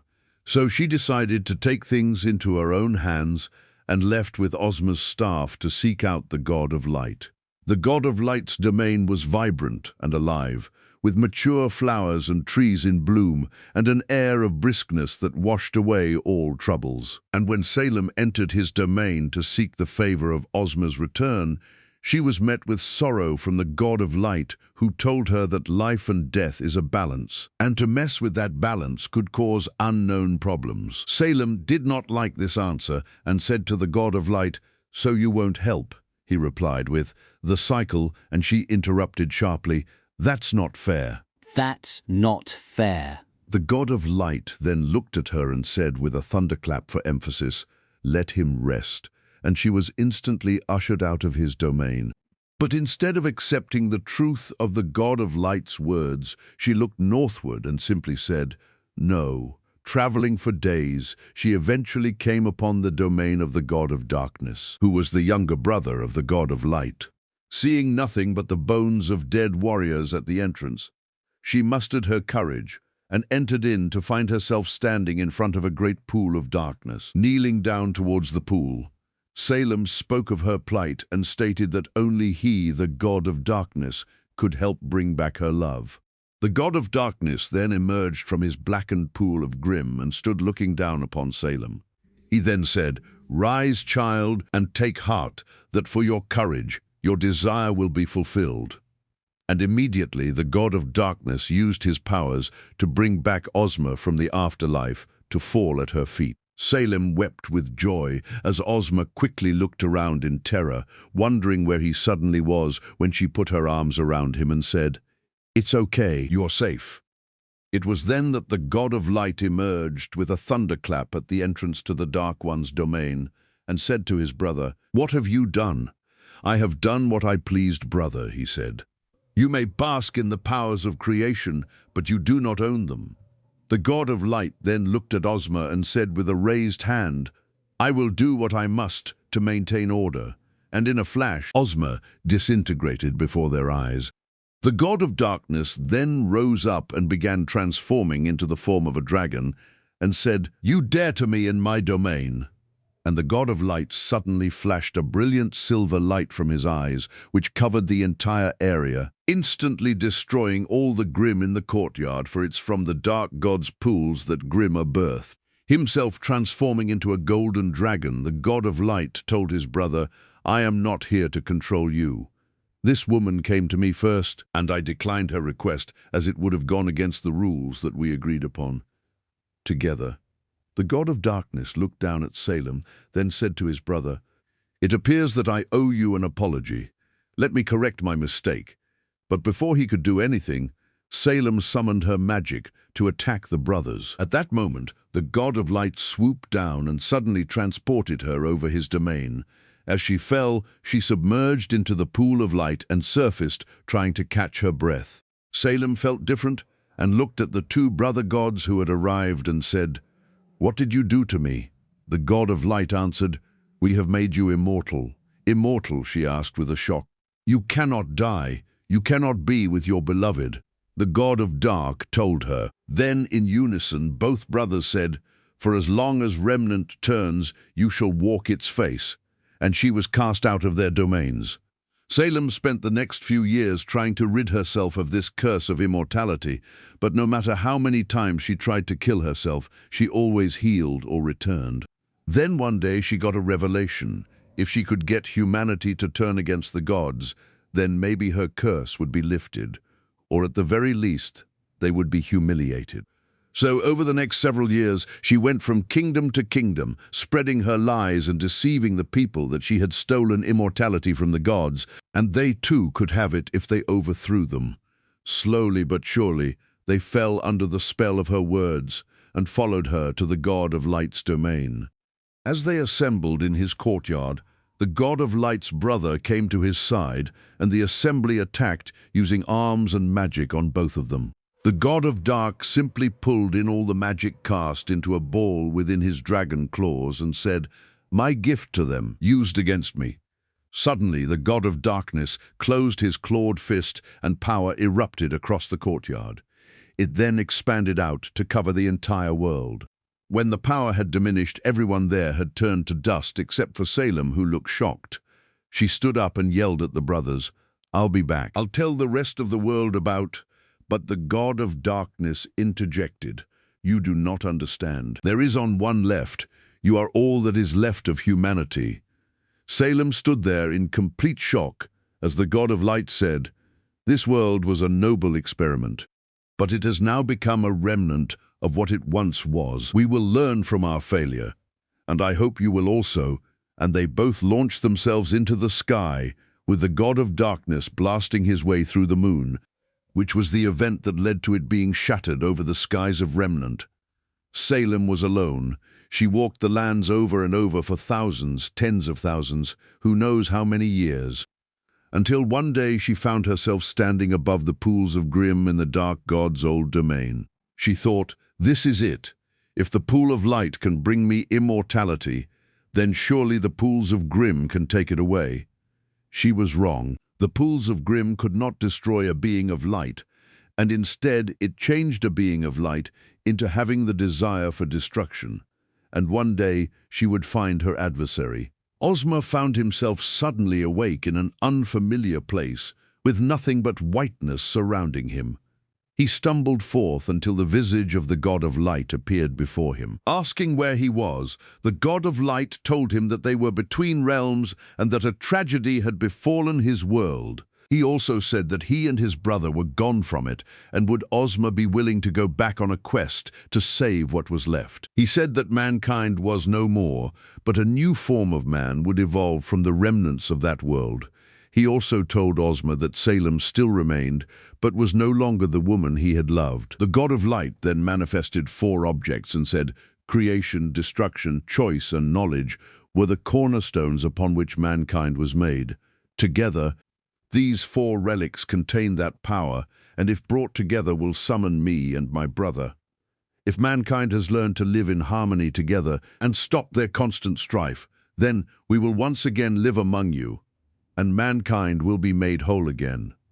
But if you're still fighting and still demanding our blessings while unable to peacefully live among yourselves, then mankind will be judged, and if found irredeemable, will be wiped from existence. For your part, you will reincarnate into a like-minded soul so that you will never be alone. So will you, the god of light started. I'll do it, Ozma said emphatically. Very well, said the god of light. Our creation is in your hands. Ozma returned to remnant in the body of another soul, but in a world he did not recognize. Cities looked different, and creatures called the faunus bore fangs and were locked in cages. And magic, which had once been available to everyone, was now relegated only to himself and the one known as the witch. Over the course of the next several thousand years, Ozma would work towards bringing groups, communities, and peoples together, only to see them torn apart time and time again by Salem's machinations. Then, after the Great War, where it appeared mankind might once again bring itself to the ends of oblivion, Ozma, under a different name as the King of Vale, used the Sword of Destruction to end the war and forge a peace that has persisted relatively well unto this day. But that peace now rests on the precipice of a knife. Chapter 10. The weight of knowing. For a long while, after Jin's light faded entirely, nobody in Ironwood's office spoke at all. It was Ironwood himself who broke first, sinking slowly into the chair behind his desk, as though his legs had simply stopped trusting him to stand. His usual iron composure had cracked clean through, replaced by something hollow, almost lost. Immortal, he said, quietly, mostly to himself, not simply difficult to kill, immortal. And she's the one who's controlled the Grim all along, since the moment the brothers withdrew. He stared down at his own hands, as though searching them for an answer they had never been equipped to provide.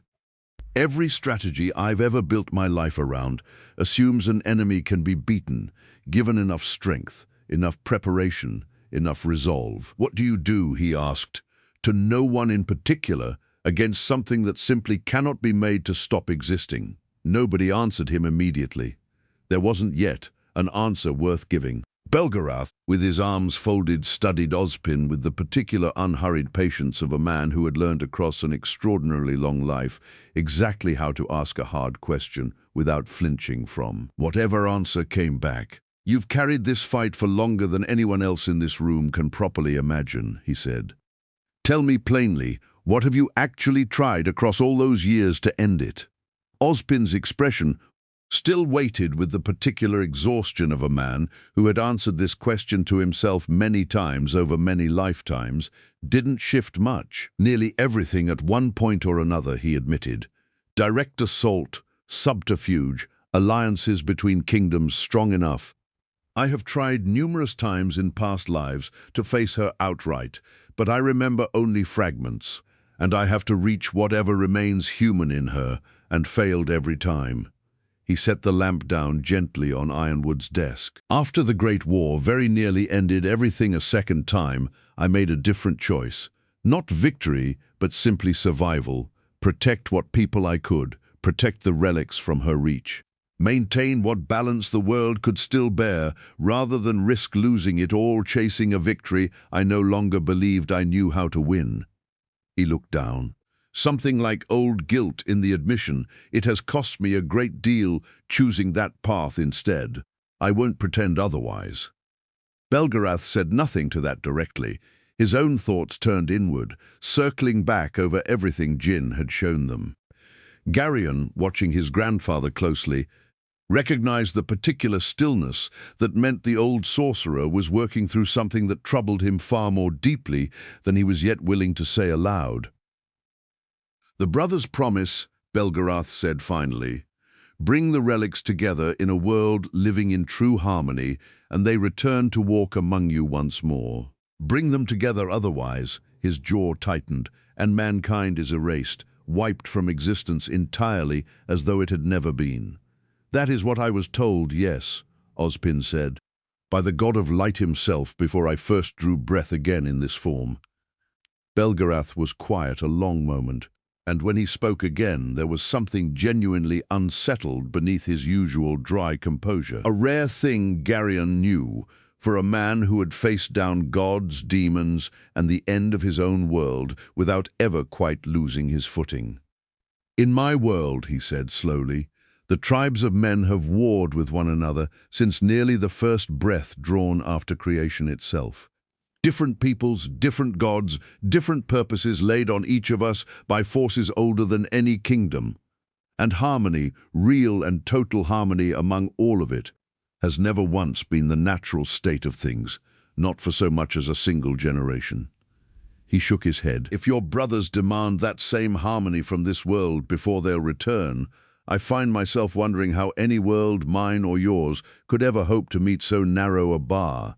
He fell silent again.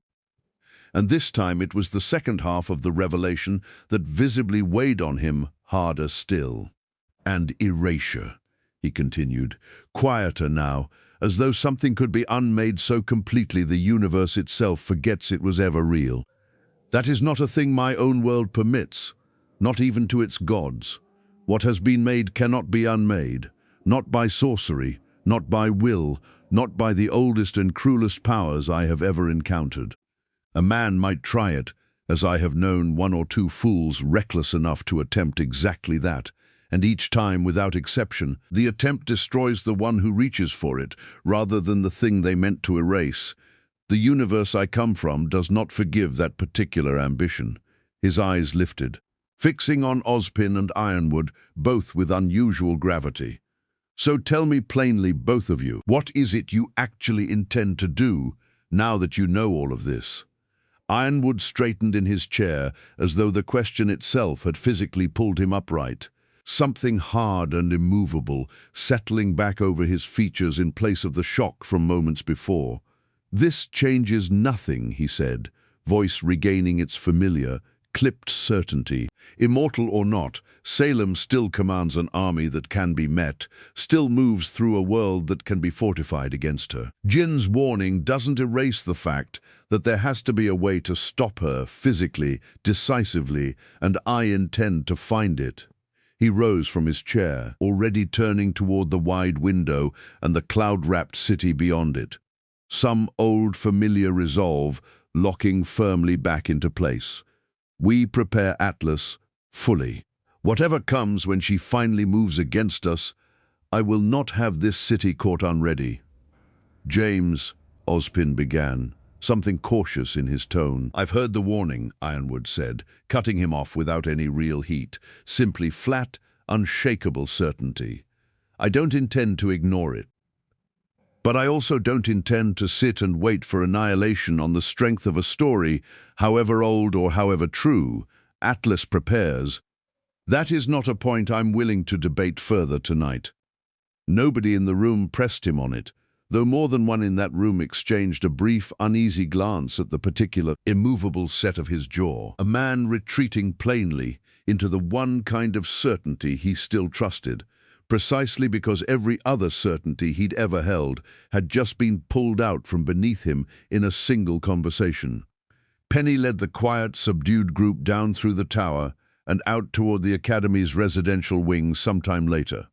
The whole procession, unusually hushed for a collection of people who had only hours ago been loudly, joyfully reunited. Nobody spoke much along the way. RWBY walked close beside Weiss, both lost in their own thoughts. Garion kept pace near his grandfather, watching the old man's face for some sign of the certainty Belgariad usually wore so easily, and finding, for once, none of it readily available. Even Silk, rarely at a loss for some dry observation to fill an uncomfortable silence, said nothing at all. It was a lot to carry. All at once, an enemy who could not die, a promise of salvation balanced against a threat of total erasure, and a general already retreating hard into the one strategy he still believed could save them, whether or not the story they'd just been told left any real room for it to work. Nobody was ready yet to say so aloud, but the same quiet, unspoken question sat heavy over every one of them as they finally reached their assigned quarters and let the night's exhaustion finally catch up. What do you do against someone who cannot die? Chapter 11. Gears and Ghosts. Penny arrived at the dormitory wing bright and early, her usual cheerful energy entirely undimmed by the previous night's heavy revelations. "Good morning, everyone. General Ironwood suggested you all visit my father to see about any upgrades you might need. Weapons, armor, that sort of thing. I can take you there myself." Garion and Silk exchanged a brief silent look, and it was Crow who spoke first, already stretching out the stiffness of a poor night's sleep. "Think I'll pass on the workshop tour," he said. "Some of us would rather find breakfast than get poked at by machinery before we've had coffee."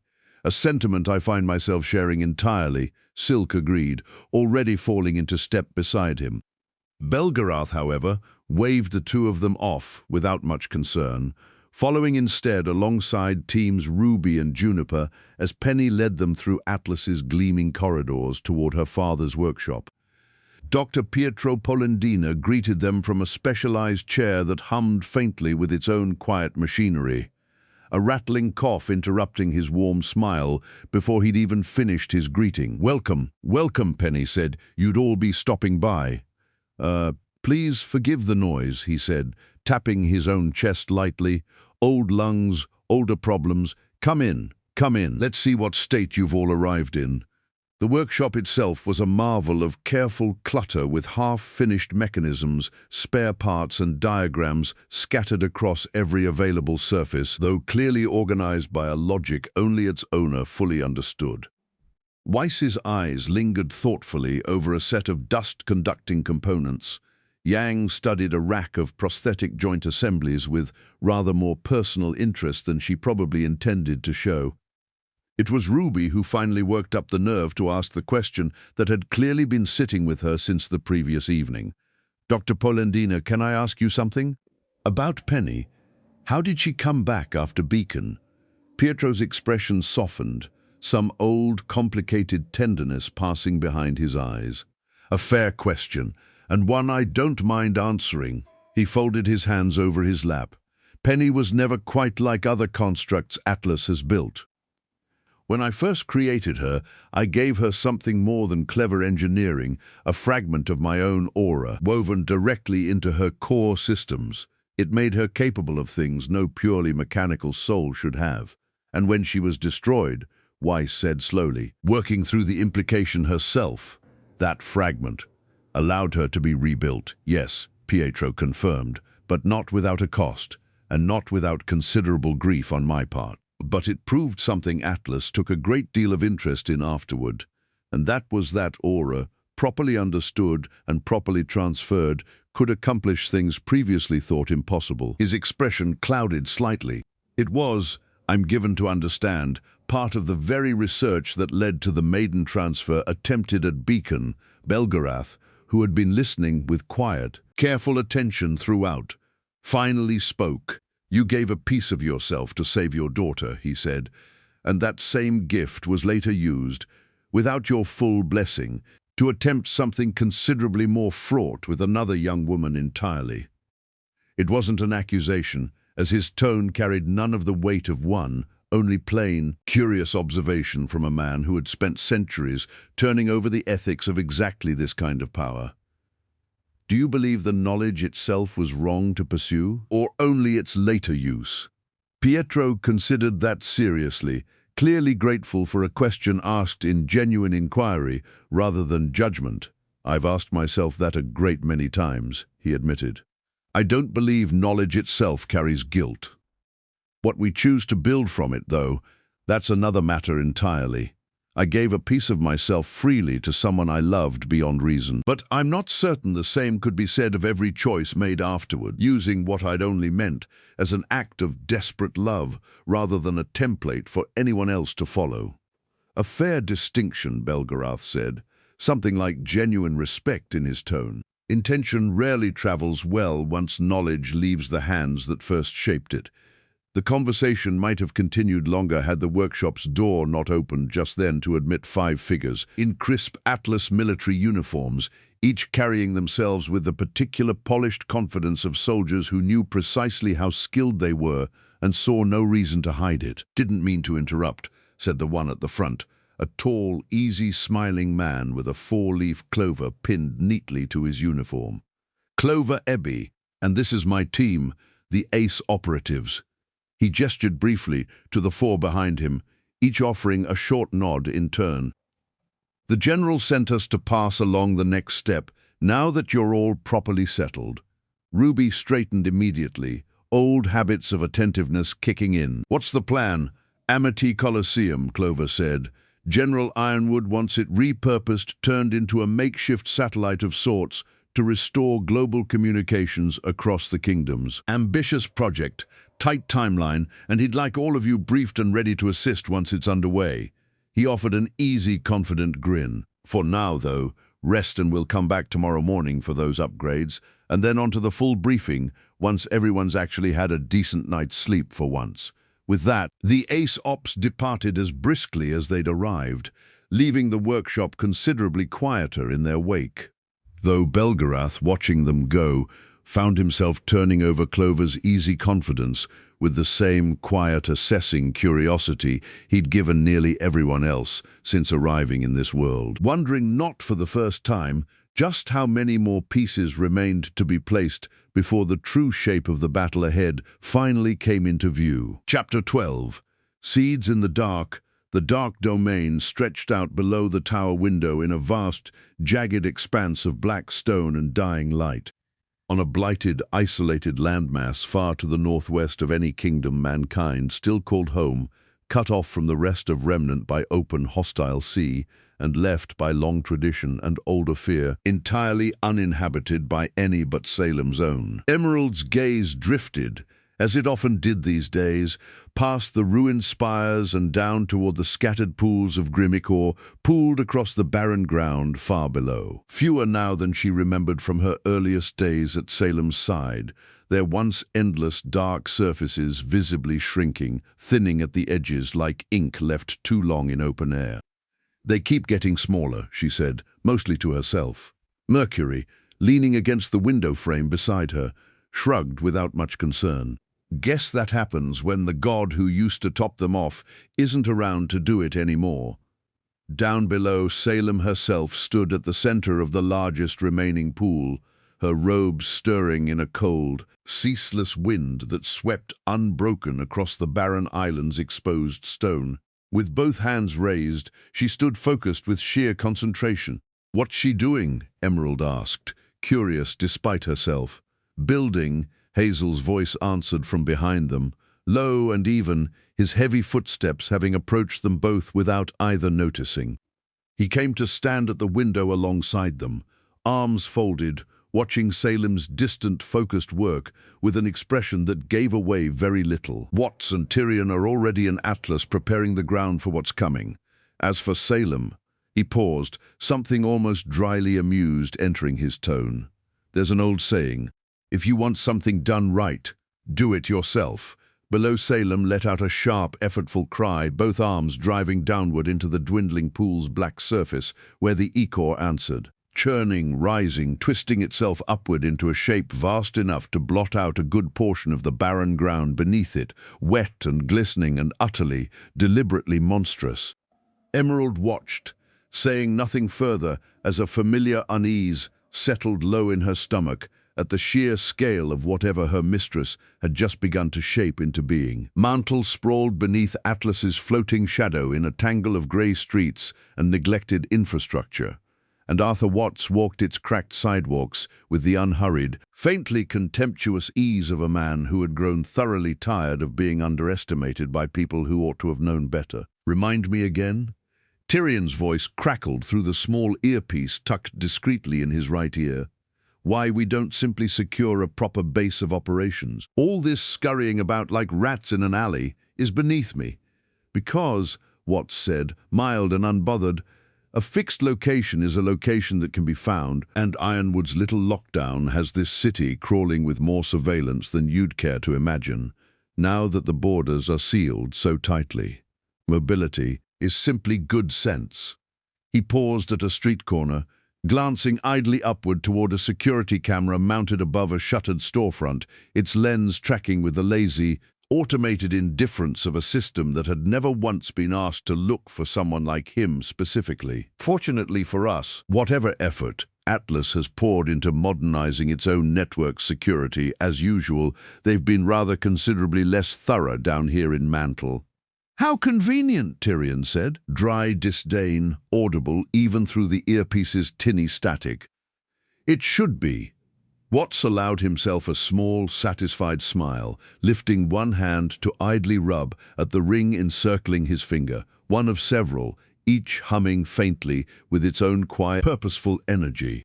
"I helped write that code." The camera above him flickered once, and its lens dimmed, quietly, unremarkably, joining a slow, steadily lengthening chain of Mantle's own watchful eyes, going dark. As Arthur Watts continued his unhurried walk deeper into a city that had no idea yet how thoroughly it was already being unmade from within. Chapter 13. Roadblocks.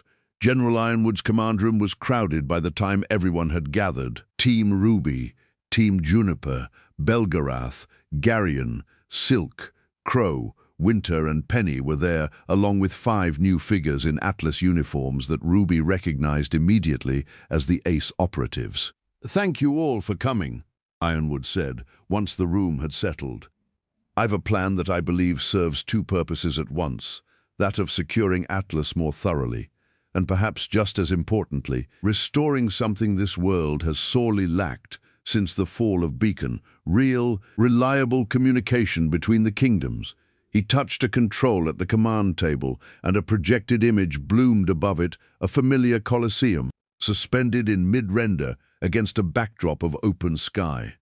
Amity Colosseum. It was, of course, originally built for the vital festival, but now we're converting it into something considerably more significant. A communications tower, which will be raised high into the upper atmosphere, and high enough to sit above where any Grim can reach. Properly operational. It would replace the 4 CCT towers that we know are now vulnerable following the fall in Beacon, and it will give every kingdom a working line to the others again for the first time in months. Clover stepped forward at Ironwood's gesture, offering the room an easy, confident nod. "My name is Clover RWBY, and my team and I will be running point on the operation itself." He glanced toward RWBY and Jean both, "but we could use your help getting it done." First on the list is an old mining site out in the tundra, an abandoned Schnee Dust Company operation that we need up and running as a staging ground before Amities can be launched from there. RWBY exchanged a brief glance with her team, and Jean did the same with his, both silently checking for any hesitation and finding none. "We're in," RWBY said. "What do you need us to do?" "Same," Jean added. Belgariad, arms folded near the back of the room, spoke up before Ironwood could respond. "Garion will go with them as well," he said. It wasn't quite a question, though. He glanced toward his grandson briefly all the same, and Garion nodded his agreement readily enough. Ironwood's expression eased into something genuinely pleased. "Then we start today. Supplies need to move out to that mine site as soon as we can manage it. The road out to the old SDC mine cut a narrow, snow-plowed line through the tundra as 2 military transport vehicles drove steadily beneath a flat, colorless sky. RWBY rode in the lead vehicle beside Weiss, watching the endless white stretch past the window while further back Garyon sat quietly among Team Juniper. Garyon's body was still adjusting to the particular biting cold on the top of the world. They reached the gate roughly an hour out, an old Schnee Dust Company ironwork that acted more as a deterrent than any real security. Perhaps in the never-ending white of the tundra, its presence provided a basic landmark to let someone know where they were. As they stopped, Crow and Clover started to climb out to open up the gate for the vehicles, but they didn't get the chance. Four figures emerged out of nowhere with practiced, coordinated ease, their weapons drawn but in a defensive posture. At their head was a woman with an intense and almost smoldering look who regarded Clover with an expression that held no surprise at all, only cold, deliberate challenge. "Robin Hill," Clover said, not quite surprised. "You know, you're interfering with an Atlas military mission." "Clover." Robin's tone was clipped, professional, but with an edge of a challenge. "It's funny running into an Atlas convoy hauling supplies out here when half of Mantle's still waiting on materials to fix a wall that's been wide open for months." Her gaze flicked past him toward the loaded vehicles behind. "Care to explain why Atlas's priorities keep landing everywhere except where they're actually needed?" "Routine maintenance run," Clover said, easy and unbothered, sidestepping the real question with practiced smoothness. "We're just taking equipment needed for maintenance to Amity Coliseum. Nothing more exciting than that, I'm afraid." "I don't believe you," Robin said flatly. "And until I do, nobody's getting past this gate, not with supplies that should be feeding and sheltering the people of Mantle, instead of whatever Ironwood's actually got you running out here." The tension stretched taut, her three happy huntresses fanning out slightly behind her, weapons still lowered but plainly ready, and for a moment it looked very much like the standoff might tip into something worse. Then the doors of the transport vehicles opened both at once, and Team RWBY, Team Juniper and Garyon stepped out into the snow behind Clover and Crow, the numbers suddenly shifting considerably in Atlas's favor. Robin's eyes swept the newly arrived group, doing the same quick, practical math anyone sensible would do in her position, and after a long, measured moment, she stepped back from the gate, though her expression didn't soften in the slightest. "Fine," she said, "you'll get your road today, but I'm going to find out exactly what's happening out at that mine, one way or another. Atlas doesn't get to keep secrets from Mantle forever, not while the people are still suffering." Clover said nothing further on the matter, offering only a small, unreadable nod as he climbed back toward the lead vehicle. It was only once he'd swung the door shut behind him and the convoy had begun rolling forward through the now open gate that he leaned out briefly and called back with a faint, needling smile, "Good luck in the upcoming election, Robin." Robin watched the vehicles shrink into the distance, snow already beginning to drift back across their tire tracks. Her jaw set tight with the particular stubborn resolve of a woman who had no intention of letting the matter rest there. "We're going to find out what they're doing at that mine," she said to no one and everyone at once, no matter what. Chapter 14. Cake and Consequence. Jacques Schnee sat alone in his study, a half-finished glass of amber liquor sweating faintly on the desk before him. Ledgers were spread out in neat, damning rows that told the same story no matter how many times he rearranged them. Ironwood's embargo had cost the Schnee Dust Company more in the last quarter than any single misstep in its history, and every avenue he'd considered to claw it back led, sooner or later, straight back to a general who had no particular interest in making his life easier. A knock sounded at the door. "I said I didn't want to be disturbed," Jacques snapped, not looking up. The door opened anyway, Whitley's head poking through with obvious reluctance. "Father, there's someone here to see you." He didn't get to finish as a second figure simply stepped past him into the room, unhurried and entirely unbothered by the lack of invitation. Jacques went pale for one unguarded moment before his composure reasserted itself, jaw tightening as he waved Whitley off. "Leave us! Close the door behind you." Whitley didn't need telling twice. "I thought you were dead," Jacques said, Once they were alone, his tone carefully flat, despite the tension still visible in his shoulders. "That," Arthur Watts said, with the faint, satisfied air of a man who'd engineered exactly that impression on purpose, "was what I wanted people to believe." He circled unhurried behind Jacques's chair, surveying the cluttered ledgers with mild clinical interest. "I hear you have an ironwood problem." Jacques' composure cracked immediately into open frustration. "That bastard is costing me millions," he snapped. "Millions, Watts. And if I weren't so busy pandering for their votes, I'd lay off every one of them." Watts settled into the chair beside the desk, folding one leg over the other with unhurried ease. "What if I told you," he said, a slow, sharp smile spreading across his face, "that you could have your cake and eat it too?" Out in the tundra, the abandoned Schnee mine site had gone quiet at last. The last echoes of battle fading into the cold afternoon air as Team RWBY and Team Juniper caught their breath amid the wreckage of a Geist that had haunted the site's machinery for longer than anyone properly knew. "That thing did not want to stay dead," Yang said, still catching her breath, ember calica smoking faintly at her wrists.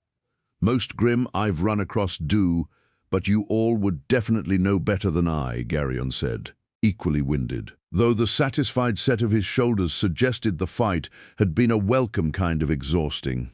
The distant thrum of an approaching airship drew every eye skyward, and it wasn't long before General Ironwood himself descended from it. Winter and Penny close behind, the General's expression carrying an unmistakable note of pride as he crossed the snow toward them. "I'd like to see the team leaders," he called. "Also, Belgariad and Garyon, if you would come over as well, please." They gathered close, and Ironwood looked over the assembled group with something warmer than his usual formal bearing. "You've done excellent work getting this site operational," he said. "But that's not entirely why I've come. I've something for all of you, and I could think of no better place to give it than where a great deal of this all truly started." He gestured toward the horizon where, faint but unmistakable, the distant silhouette of Amity Coliseum rose against the pale sky. "Come, this deserves a proper setting." Amity's interior still bore the marks of ongoing construction, but none of it dimmed the weight of the moment as Ironwood stood before the assembled teams, Penny at his side with a data slate held ready in both hands. "You've fought," Ironwood said, his voice carrying easily through the open space. "Struggled and suffered losses no student should ever have to carry. And through all of it, you've kept moving forward, protecting people, protecting this world, without ever once being asked to." His gaze swept the group, settling briefly on each of them in turn. "Those are not the actions of students. They are the actions of huntsmen and huntresses." Penny stepped forward, tablet glowing softly, and one by one called out names. RWBY, Weiss, Blake, Yang, Jean, Pyrrha, Ren, Nora, each greeted with a soft official chime as their licenses processed, official and permanent, granted rather than earned by traditional examinations. Ironwood turned then to Belgariad and Garyon, something almost apologetic in his expression. "I confess I don't know what I could possibly offer either of you that would carry the same meaning," he admitted. "Nothing in this world's official channels seems quite equal to what you've both already given it."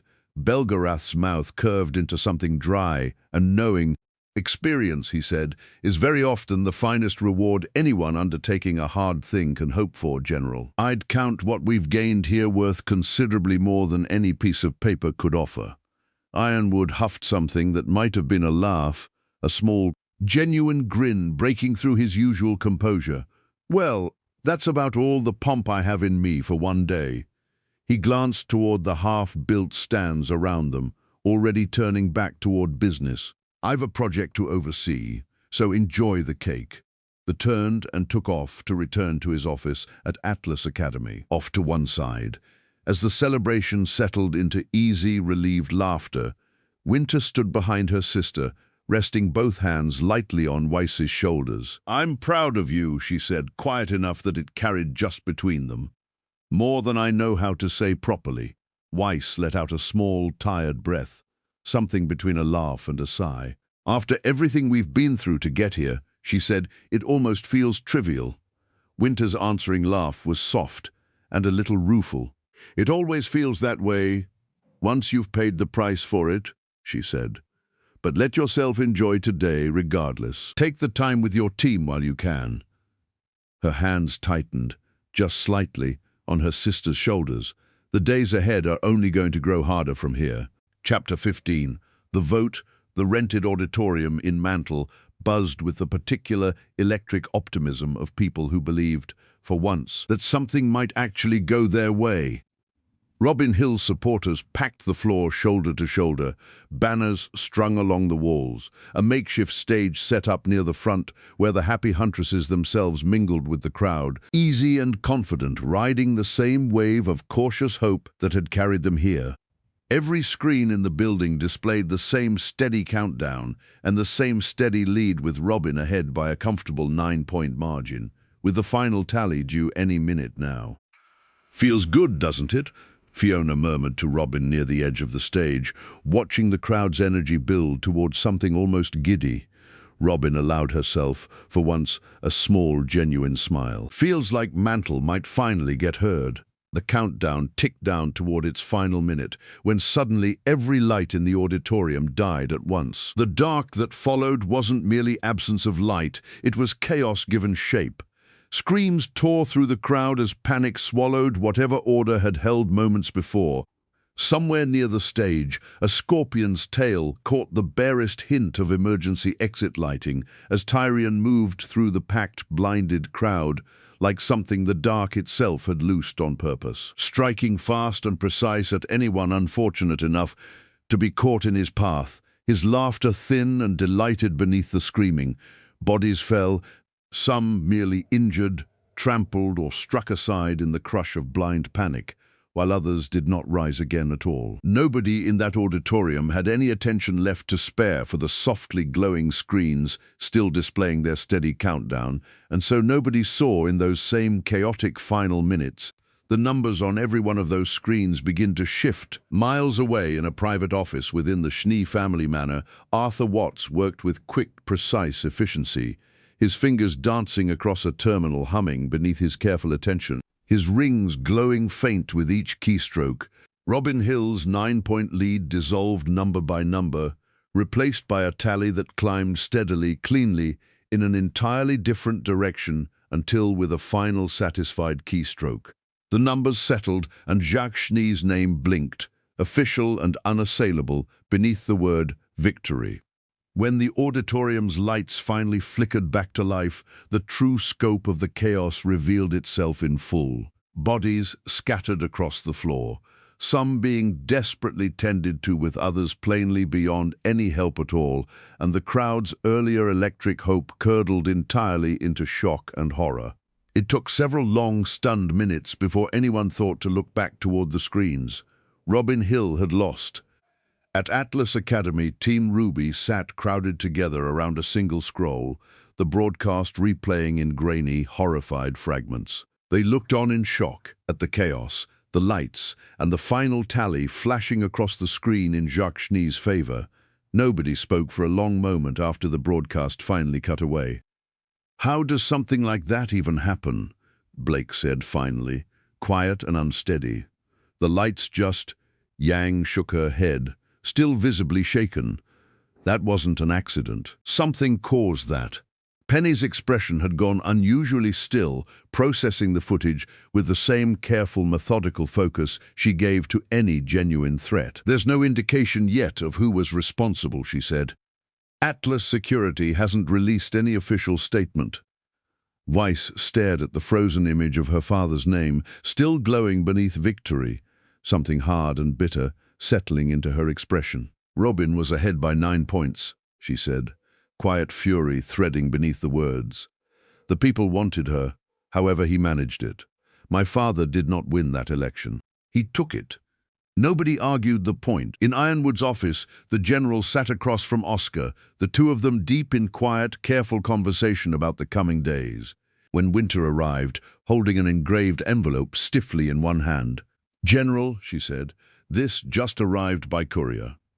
Ironwood accepted it, breaking the seal with a frown already forming, and read it through it in silence. It was an invitation, elaborately worded, to a celebration at the Schnee family manor, honoring the newly elected councilman, Jacques Schnee. Oscar leaned forward slightly. "What is it?" It was Winter who answered, her voice carrying a flat, weary edge that made the answer plain before she'd finished speaking. "It's my father's idea of a victory lap," she said. "An invitation, dressed up as courtesy. And make no mistake, General, he's not simply celebrating. He means to put you on trial in front of every guest in that room and dare you to defend your own seat at the table while he does it."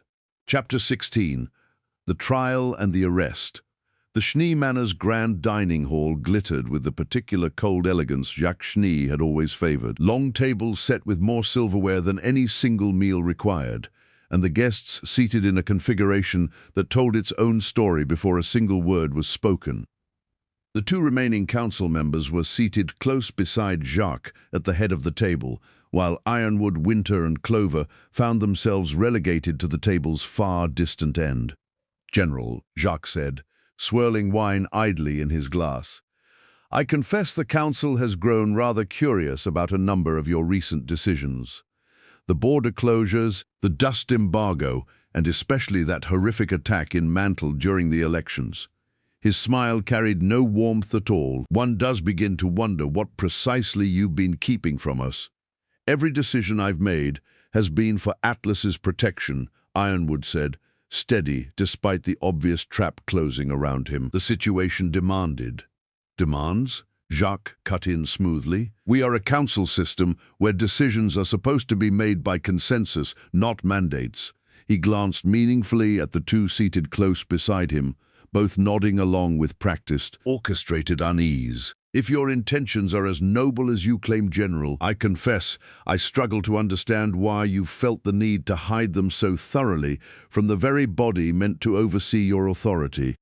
Ironwood's jaw tightened. Each careful answer he offered simply providing Jacques another angle to twist it from.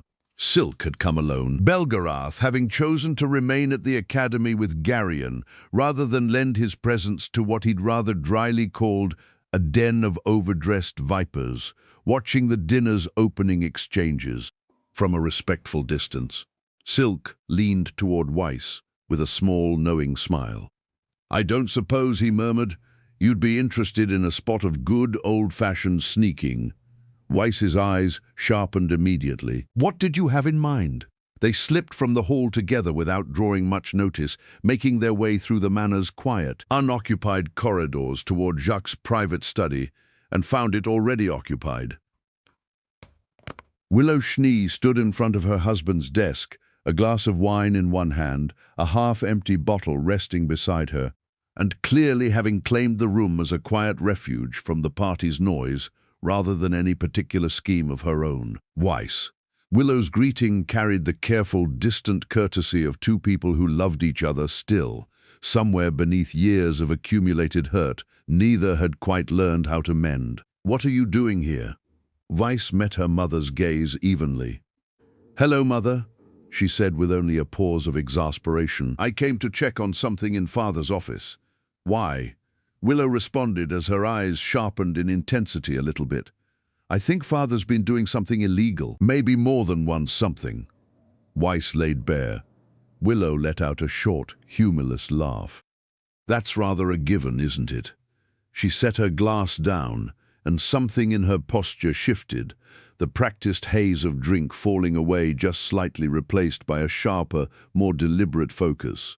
"He's taken to locking his own workstation whenever he leaves this room now." Yet a faint, private smile touched her mouth. "But even careful men have blind spots." She drew her own scroll, tapping through it with quick, practiced ease, and turned the screen toward Weiss and Silk both. It contained footage that was clearly recorded from a hidden camera she had placed in Jacques' office. On it showed Jacques and a sharp-featured man neither of them recognized, deep in conversation just days before.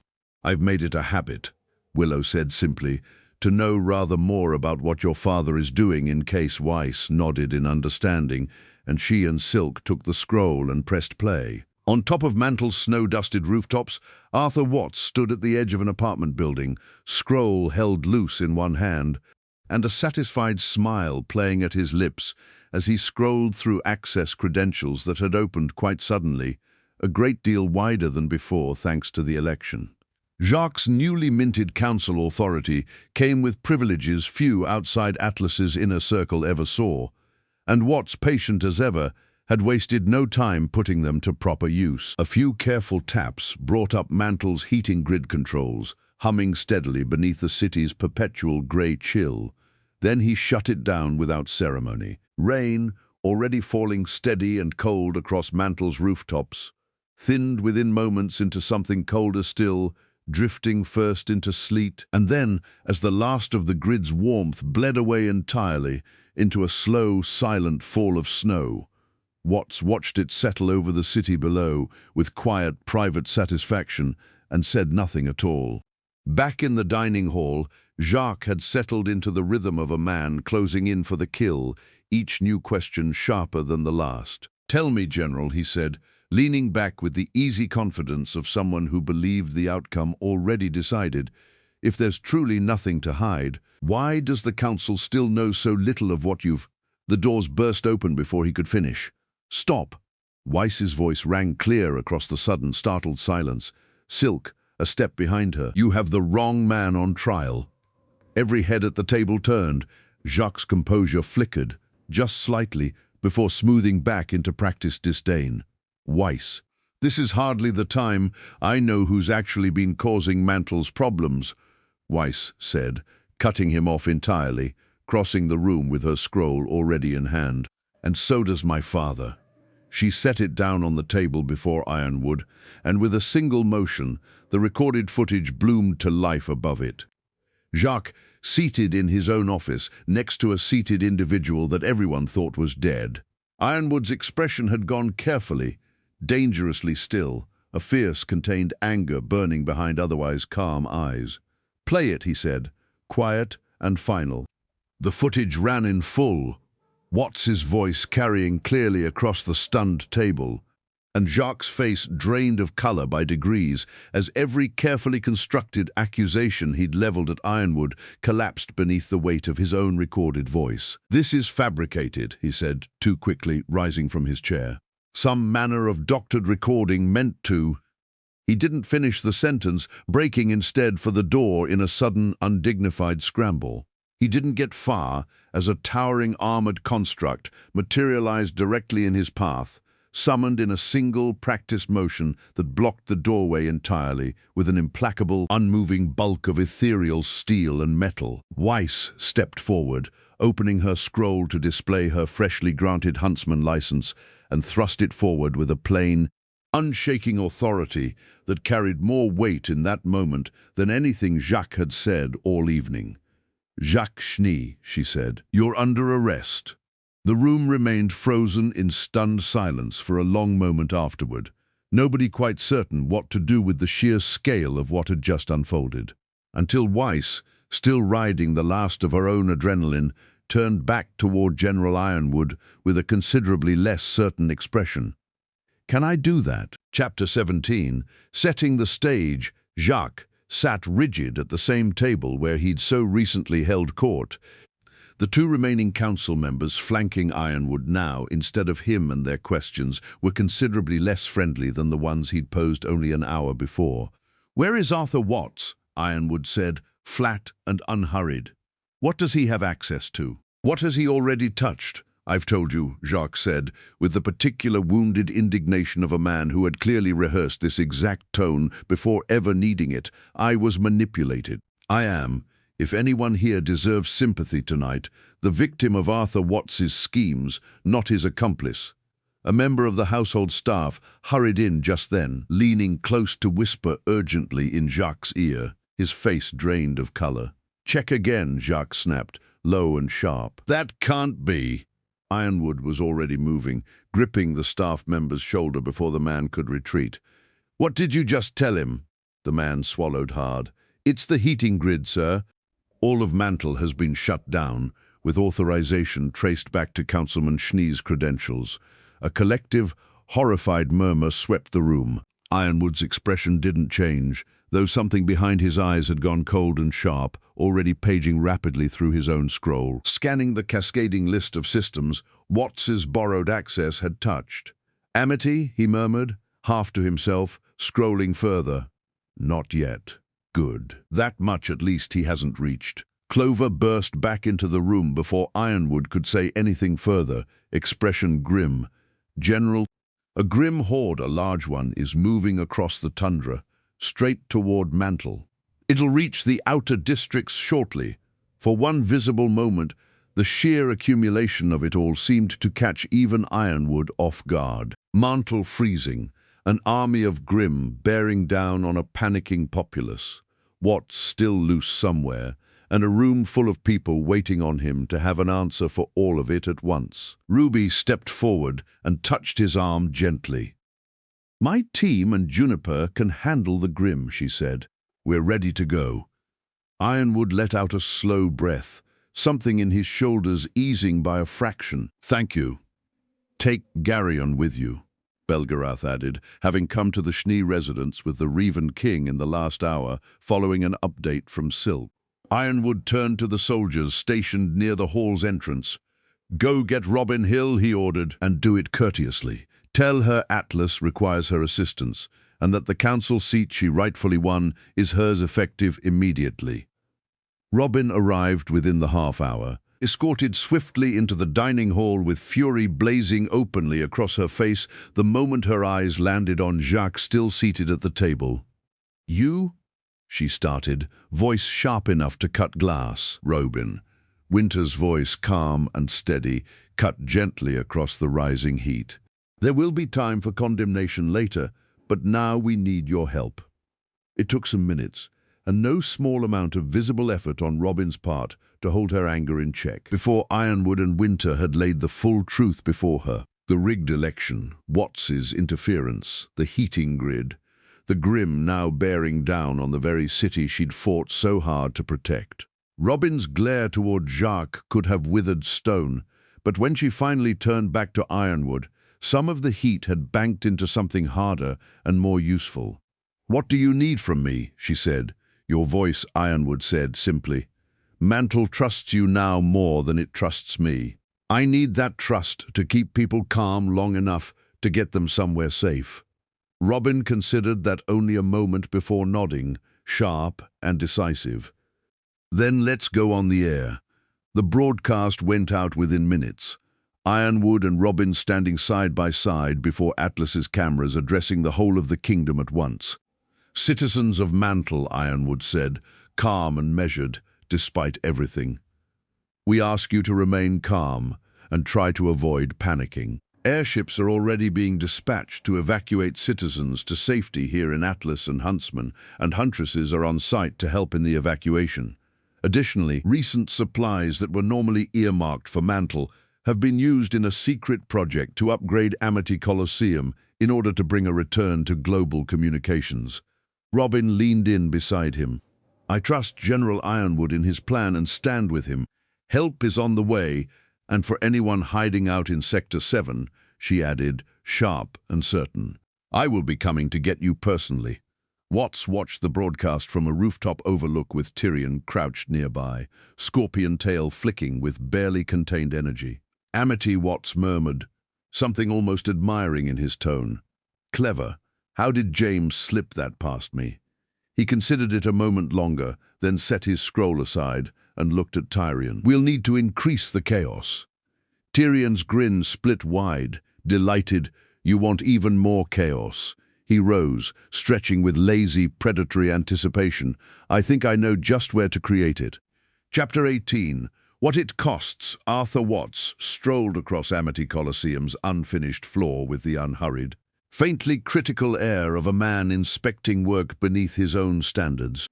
"I confess," he murmured, glancing up at the half-completed scaffolding overhead, "I don't know how they can claim it's ready." Suddenly, the doors slammed shut around the arena's perimeter all at once, heavy and final. Arthur Watts, Ironwood, boomed from above. "Welcome." Ironwood's voice carried down from the announcer's booth. edged with something colder than his usual formal restraint. Watts turned unhurried, scanning the sealed arena with quick, calculating eyes before a thin, appreciative smile crossed his face. This was never a completed tower, he said. It was bait. Ironwood dropped down from the booth in a smooth, practiced motion, closing the distance until only some 15 feet separated them. His hand rested deliberate and unhurried over the holster at his hip. Watts regarded him with something almost like fondness. Amity has always been a marvel of innovation, James. Raising one hand that contained 3 rings that flared bright with gathered power, he slammed his palm flat against the arena floor. The ground itself answered as sections of the Colosseum floor shifted, rising and reshaping into sudden hostile terrain. A field of churning lava bloomed where clean stone had stood a moment before, and beyond it, a shifting maze of hard-light constructs snapped into being, sharp-edged and disorienting. Watts drew his own weapon, and the fight began in earnest. It carried them both through every shifting biome the arena could conjure. Flame and shadow, narrow corridors of solid light, open stretches of treacherous, unstable ground, while gunfire and aura-fueled maneuvering was traded back and forth in a running battle that stretched long past what either man's stamina should reasonably have allowed. Ironwood pursued with grim, relentless focus, and Watts retreated with the same calculating precision he brought to everything else. Actions that bought himself time while waiting for the right opportunities to counter. It ended finally in a narrow corridor of cooling stone. Both men were breathing hard, their weapons raised and pressed hard against each other's temples, both guns empty. The moment stretched, taut and silent, until Watts let out a slow, resigned breath, lowering his weapon in apparent surrender. "Well fought, James," he said. "Truly." Then, in one final and deliberate motion, his remaining rings flared bright, and a shimmering field of hard light snapped closed around Ironwood's one good arm, sealing it tight in a vice. Ironwood felt the burn immediately searing chemical heat where the shield's edge met flesh, the smell of it sharp and sickening in his own nostrils. "I wouldn't recommend testing that," Watts said, almost gently, already backing away. "Unless you'd like to add a bit more metal to that body of yours." But while Watts became distracted looking for something to deactivate Amity, Ironwood made a hard choice. He drove his arm forward through the shield's burning grip, teeth clenched hard enough to crack while his flesh blistered and blackened in real time as he forced his way through by sheer, unrelenting will alone. His once good arm now useless, he used his mechanical one to seize Watts's collar and hold him over the side of a raised platform. He then slammed the man to the ground with a force that left no room for further games. "I will sacrifice everything," Ironwood said, voice low and shaking with pain and fury both, "to stop her." Watts, spitting out blood from his own injuries taken when his aura was depleted, responded to him by saying, "Oh, I hope you do, James. I really hope you do." Sector 7 sat dark and quiet as Robin Hill moved carefully through its narrow, shadowed streets. Crossbow at the ready, her senses waiting for exactly the kind of threat she half expected to find arrive. Tyrion didn't disappoint. He dropped from the shadows directly across from her, grinning wide tail flicking with delighted, restless energy. "Miss Hill," he crooned, "how lovely of you to come find me yourself." Robin fired without hesitation, and Tyrion danced clear of the bolt with contemptuous ease, closing the distance in a blur of blade and stinger, while engaging her in a brief, vicious exchange before pulling back just as suddenly. He was savoring the fight, rather than pressing his advantage. "No need to rush," he said, almost fondly. "I do so enjoy playing with my food."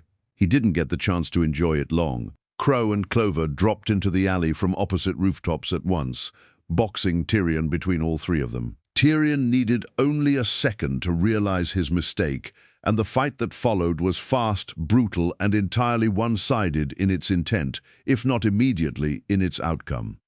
Tyrion fought with wild, gleeful ferocity, his tail lashing, blades flashing, and laughter spilling out between every exchange until Clover's weapon finally found its mark. fishing lines snapping taut and yanking Tyrion's feet clean out from under him. Crow's fist followed a half-second later, driving hard into Tyrion's exposed gut. And as the scorpion Faunus began to thrash into something wilder and more desperate, Robin's final shot found him square in the chest, an explosive bolt that detonated with a sharp, concussive crack that dropped him instantly unconscious onto the street. The three of them stood over him a moment, breathing hard, before Robin finally retracted her weapon. "Sector 7's clear," she said. General Ironwood stepped into his office some time later, fresh bandages wrapped thick around his ruined arm, and Watts's confiscated briefcase held loosely in his remaining good hand. He froze in the doorway. A single black glass queen sat perfectly centered on his desk, catching the room's dim light in cold, deliberate menace. The briefcase slipped from his fingers, forgotten entirely. His hand found his earpiece with numb, mechanical precision. "Winter." Her voice crackled back a moment later, distracted, harried, still deep in the work of organizing the endless flow of evacuees pouring into Atlas. "Sir, did anyone slip in?" Ironwood said, his voice low and strange. "During the evacuation, did anyone arrive who shouldn't have?" "No," Winter said, though something in her own voice had already begun to falter under the weight of his tone. "I don't believe so. Are you sure?" The question landed heavier than any simple words should have carried, and on the other end Winter went still, glancing out over the vast, endless crowd of frightened, exhausted citizens still streaming into the city by the thousands. She had no answer to give him. Chapter 19. What the Queen foretold. Ironwood stood with his back to the room when they arrived, staring out at Mantle's snow-choked streets far below, his silence stretching long enough that RWBY finally spoke first. "General, we have made a grave mistake." He didn't turn around. It was RWBY who noticed it first. A single black glass queen, sitting perfectly centered on the desk, catching the grey afternoon light. "That's black glass," she said slowly. "That's cinder." "The Queen has always been her calling card," Ironwood said, finally turning to face them, his expression carved from something hard and distant. "She left one for me the night she infiltrated my own army at Beacon. She has always been one step ahead of us, perhaps several." "What are you going to do?" RWBY asked. The silence that followed stretched long enough to feel like its own answer before he finally spoke. "I have sent Winter to take the powers of the Winter Maiden." The room went very still. "You mean?" Weiss's voice cracked. "You sent her to kill Freya." "I sent her to hasten what was already inevitable," Ironwood said unapologetically. "Freya could pass at any moment regardless, and I will not risk that power falling to Salem's forces through simple bad timing. Not when. That's not your choice to make." Nora's voice cut across the room, sharp and furious, stepping forward with her hands balled into fists.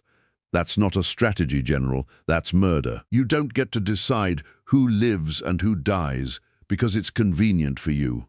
"Nora," Ren started, a hand on her shoulder. "No," she shook him off. "Somebody has to say it. Now it's Freya. But who's next? Who else gets hastened because the timing's inconvenient or because someone doesn't follow your orders?" RWBY stepped forward, quieter but no less firm. "General, there has got to be another way." "Our radar has picked up something else," Ironwood said, ignoring the accusation entirely, voice hardening further still. "A massive Grim is moving toward Atlas, larger than anything we've tracked before. Whatever's coming, it's coming soon, and I intend for this kingdom to be ready for it, whatever that requires, whatever that requires," Weiss repeated, disbelief plain in her voice. "Doesn't mean sacrificing people who..." Suddenly the briefcase sitting forgotten near the office door popped open with a soft, mechanical click. A Grim popped out from within it, sleek, tentacled, and unmistakably a seer. And with its arrival, the room dissolved into sudden chaos, weapons drawn, bodies scrambling clear as the creature drifted, slow and deliberate, toward Ironwood. Then, for no reason, it collapsed in on itself a few feet from him, its glass feature shattering into drifting black smoke that gathered, reformed, and coalesced into a tall, pale, unmistakable visage. "James," Salem said, her voice carrying easily through the stunned silence, a small, knowing smile touching her lips. "James, I have always been ahead of you. Time, you understand, has always been on my side, not yours." Ironwood's jaw tightened, composure visibly straining to hold. "I have captured your men, I will."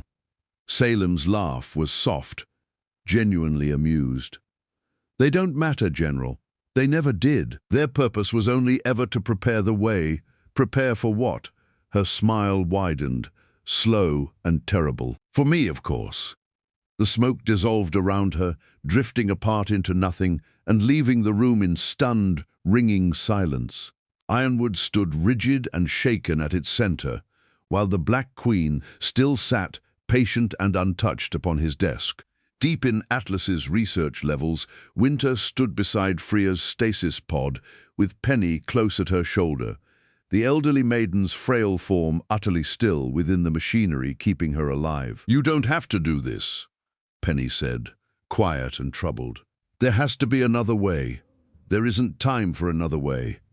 Winter's voice carried none of its usual certainty, guilt and duty warring visibly behind her composed exterior. "The General gave an order, Penny, but that doesn't make it right," she said in response. Winter had no answer ready for that, and the silence between them stretched taut and uncomfortable until the far door suddenly exploded inward, and Cinder Falls strode through the wreckage, her remaining eye blazing with cold, focused fury.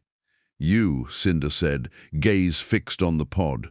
"That power is mine." The fight erupted immediately, Cinder's fire and glass meeting Winter's blades and Penny's summoned blades. Desperate blows were thrown in a chaotic, three-way collision that tore through the lab's careful order in seconds. Winter fought hard, but Cinder's strength, even diminished, still outmatched her considerably. But it was Penny who took the worst of it, a glass blade driving deep into her chest before she could fully twist away, her mechanical frame sparking violently as she crumpled to the floor. Penny. In that same instant, Freya's pod fell silent, its steady monitoring hum fading into nothing at all. The old woman's chest at last, simply ceasing its slow, labored rise. Then, without warning, power surged into Winter. It was raw and enormous and utterly unfamiliar. Winter did her best to control it as blue flames suddenly emitted from the corners of her eyes. "No," Cinder breathed. "That power is mine."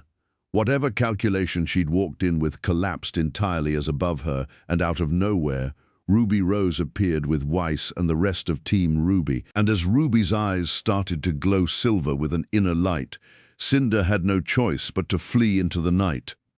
"Penny, stay with me." Winter dropped to her knees, gathering the girl's failing, sparking frame into her arms, and ran.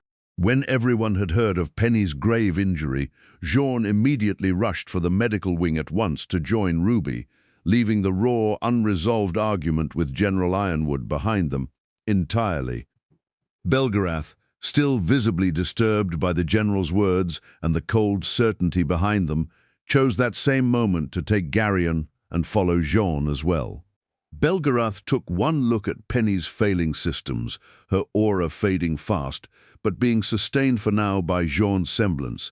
Then, hesitating only a second, he set his jaw with quiet, unshakable resolve. "Let me at her. Everyone move back," he said. Now everyone obeyed without question. As Belgariad knelt beside the table, both hands settling gently over Penny's still form, closing his eyes in fierce, absolute concentration. "In my world I have grown a full apple tree from a single dying twig in less time than it takes most men to finish a meal," he murmured, mostly to himself.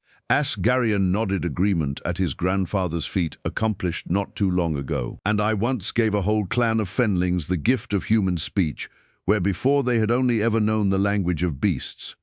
Both were living things, shaped from what they already were into something more." His brow furrowed, the words slowing, more thoughtful now. This will be different. Metal and wire are not flesh, however close her makers brought them, and whatever this aura of yours truly is, I confess I do not fully understand its nature the way I understand blood and bone. I will have to feel my way through it as I go, and trust that a living soul, however unusual its vessel, still answers to the same old rules underneath. Garion watched, breath held, as his grandfather's will settled over the room like a held silence given weight, and slowly, agonizingly, slowly, Penny's broken, sparking frame began to change beneath his hands, metal yielding to something warmer, softer, and undeniably alive. Chapter 20. The weight of a uniform Penny lay propped against a bank of pillows, staring down at her own hands, flesh and blood now, with only faint scars where metal had once been the whole of her. She flexed her fingers slowly, as though she still couldn't quite believe they answered to her will the same way. "It doesn't even look mechanical anymore," Ruby said, wonder plain in her voice, seated close beside the bed. "Not even a little." "How is that even possible?" Weiss asked, turning toward Belgariad, who stood near the window with his arms folded, watching the scene with quiet, tired satisfaction. "Metal into living tissue. That isn't simply advanced aura theory. That's impossible," Belgariad said, finishing her sentence with a faint, dry smile. "So I've been told on a great many occasions." He shook his head slightly. "Very little in this world or mine is truly impossible, girl. Difficult. Absolutely. Costly, more often than not. But if a person has properly weighed the costs of what they're willing to spend to accomplish it, impossible is usually just a word people use for something nobody's yet been desperate enough to try or foolish enough to actually attempt. John, still slightly pale from having spent the better part of an hour holding his semblance steady around Penny's fragile, flickering aura, managed a tired grin. "Remind me never to bet against you." A soldier appeared in the doorway before anyone could press further, his expression tight and hurried. "Apologies for the interruption, but General Ironwood's gone down to the vault, and well does anyone know Special Operative Schnee's current location. We haven't been able to reach her." Silence answered him, as nobody had seen Winter since the lab, and it was Weiss after a moment who spoke quietly. "She probably needs some time alone. She trailed off, unable to quite finish the thought. Belgariad was already moving toward the door. "I'll go down to the vault," he said. "Someone should speak with the general directly, rather than let this fester any longer than it already has." "I'll come too," Oscar said, rising from his seat near the wall. Belgariad studied him a moment, then nodded once, as the two of them left the others behind with Penny, descending together toward the vault in a silence neither seemed eager to break. The vault's massive chamber lay open and quiet, with General Ironwood standing near its center, staring up at the great door mechanism meant to open from the Winter Maiden's power. "General," Oscar said, stepping forward, Ozpin's presence already settling visibly into his posture. Ironwood didn't turn immediately. "Come to lecture me too? I came to talk to you," Ozpin said, quiet and even, "as a friend, if you'll still allow me that." "Friends," Ironwood repeated, something bitter creeping into the word. "Tell me, in all your many lives, all your centuries of careful, patient watching, how many friends did you actually save in the end? How many did your patience cost you?" "More than I can properly count," Ozpin admitted, without flinching from the answer. "That's precisely why I'm here, James. I know exactly what this path looks like from the inside. I have walked it myself more than once in more lives than you can imagine." He took a slow step closer. "Isolation feels like strength in the moment you choose it. It feels like control, but it has never once been either, not truly. Every time I chose to protect what little I could by pulling back from everyone around me, I lost more than I saved."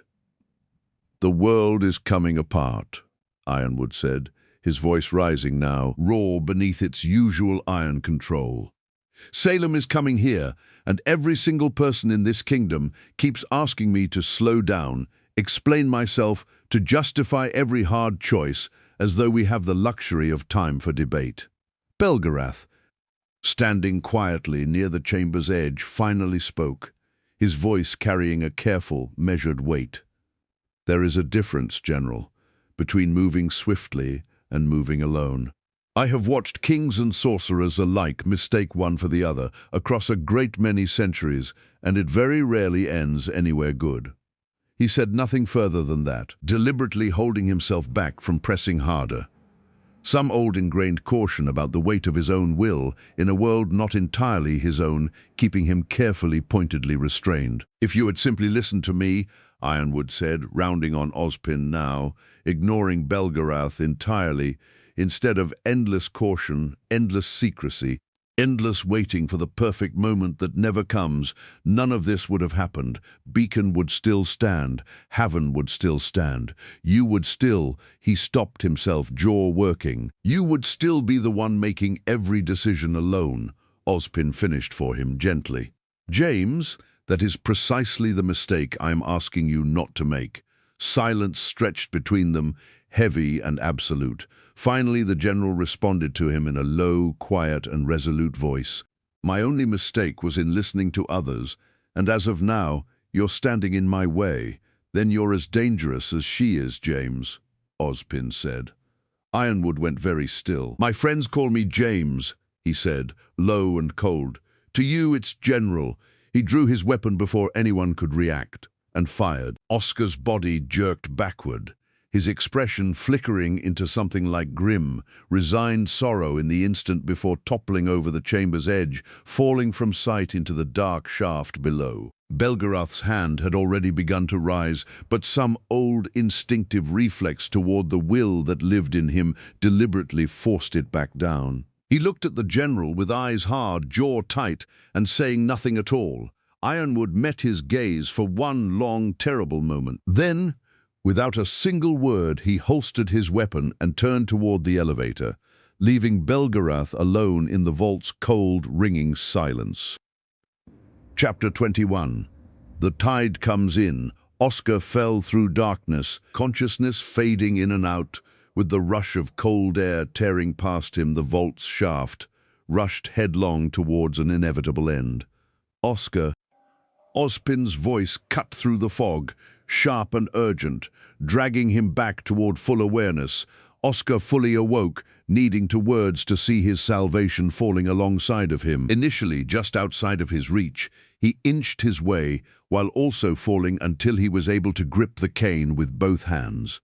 Oscar's numb fingers clutched the weapon as Ozpin's centuries of accumulated knowledge guided his shaking hands through motions he'd never consciously learned. A twist, a press, a sudden release of stored kinetic force that punched a ragged hole clean through the shaft's stone floor beneath him, sending him tumbling out into open, freezing air, high above the sprawling rooftops of Mantle. Then another memory flooded into Oscar Ozpin's own inherent magic, which was still only partially familiar to him since the two souls began to merge.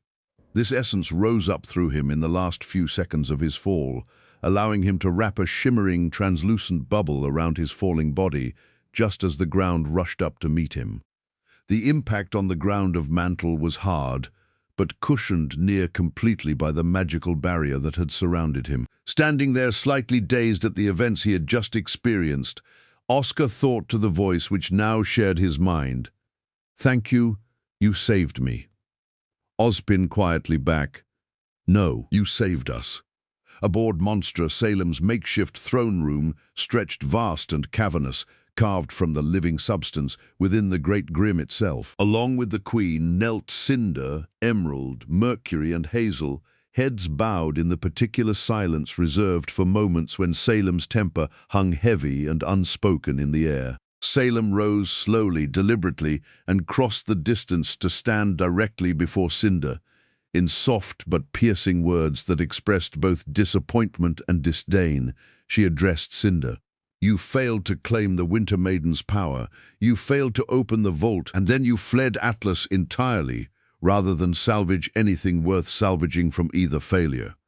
Cinder's jaw tightened, though she said nothing, already bracing.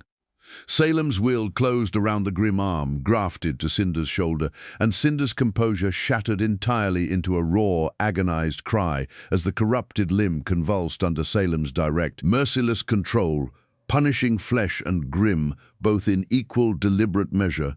It lasted only a handful of seconds, though it felt, to everyone forced to watch, considerably longer. When it finally stopped, Cinder remained kneeling, trembling, breath ragged. Salem's gaze swept once, coldly, across the rest of them. Emerald pale and still, Mercury's usual smirk entirely absent, Hazel's expression carved from stone, making certain, without needing to say a single further word, that every one of them understood precisely what failure would cost. Then she turned away toward the great curved window overlooking the distant, floating shape of Atlas. "It's time," she said. Far below in the frozen tundra, just beyond Mantle's outer edge, the earth split open with a low, grinding groan as a river of black, bubbling, grim ooze surged up through the widening crack. Its patient corruption Salem had spent weeks coaxing moved steadily closer, waiting for exactly this moment to finally let it loose. It reached Mantle's outer walls within minutes. Then a geyser of dark ichor erupted skyward, arcing across the gap to strike Atlas's protective barrier directly. A barrier of shimmering, hard-light dust, generating a shield through a ring of towering posts stationed around the city's edge. From the ooze, grim centipedes emerged in writhing, chittering swarms, scaling the shield's support posts with horrific speed and tearing into their mechanisms one after another, until the shield's steady hum flickered, stuttered, and finally failed entirely, collapsing into nothing. In his office, Ironwood watched it happen through the window, the ace operatives arrayed silently behind him, faces grim. "Muster the military," he said, voice flat and final. "Every available unit onto the battlefield now," he commanded. "Atlas must be protected at all costs." Clover hesitated only a moment. "General." "Now." Ironwood turned around as the Aesops rushed to follow his orders, and he switched his attention to the two guards that always were stationed in his office as his aides. "Ensure I'm not disturbed. No one is to enter unless I specifically call for them." "Yes, sir." Atop Monstra's massive ridged back, Salem stood with her eyes closed, her will reaching out across the vast corrupted bulk beneath her, and guided it forward with slow, inexorable purpose. The great grim descended at last upon Atlas's outlying border, settling with a ground-shaking weight that flattened fields and fences alike beneath it. Then its enormous mouth split open. Black, viscous ooze poured forth in heavy, spreading pools, and from within them grim emerged by the hundreds, then the thousands, beowulfs, ursai, creeps, and things with no name at all, an endless screaming tide surging forward across the ruined farmland, straight toward the walls of a city that had, in the span of a single terrible hour, lost every shield it had once trusted to keep it safe. Chapter 22. What 10 people can do. The battle raged along Atlas's outer approaches in an endless, grinding tide. Atelesian knights advanced in disciplined ranks. Paladins carved bloody swaths through beowulf packs, fighter craft strafing overhead while soldiers and huntsmen alike fought shoulder to shoulder in the freezing mud. It was at best a holding action. For every grim that fell, 2 more surged up from the ooze-soaked ground behind it, and the line held only through sheer exhausted attrition rather than any real advantage. From his command post atop Atlas Academy, Ironwood watched the numbers scroll past on his tactical display and gave orders without hesitation. All civilians are to proceed to the subway tunnels effective immediately. Get everyone underground, now. Also at the academy, but in a different location, a dorm room had dissolved into raised voices and mounting frustration. "We need to get to Ironwood," RWBY insisted, pacing. "He's not thinking clearly. If we can just talk to him." He gave orders not to be disturbed. Yang shot back. "And honestly, I doubt he'd listen to anyone right now. People are dying out there. We should be fighting, not trying to have a conversation nobody wants to have." "And what about Mantle?" Nora cut in. arms crossed. Who's protecting them while everyone's worried about Atlas's front door? The argument circled without resolution, voices overlapping until Belgarath's voice cut cleanly through all of it. Enough. The room quieted at once. Tell me plainly, Belgarath said, what exactly is Atlas facing out there?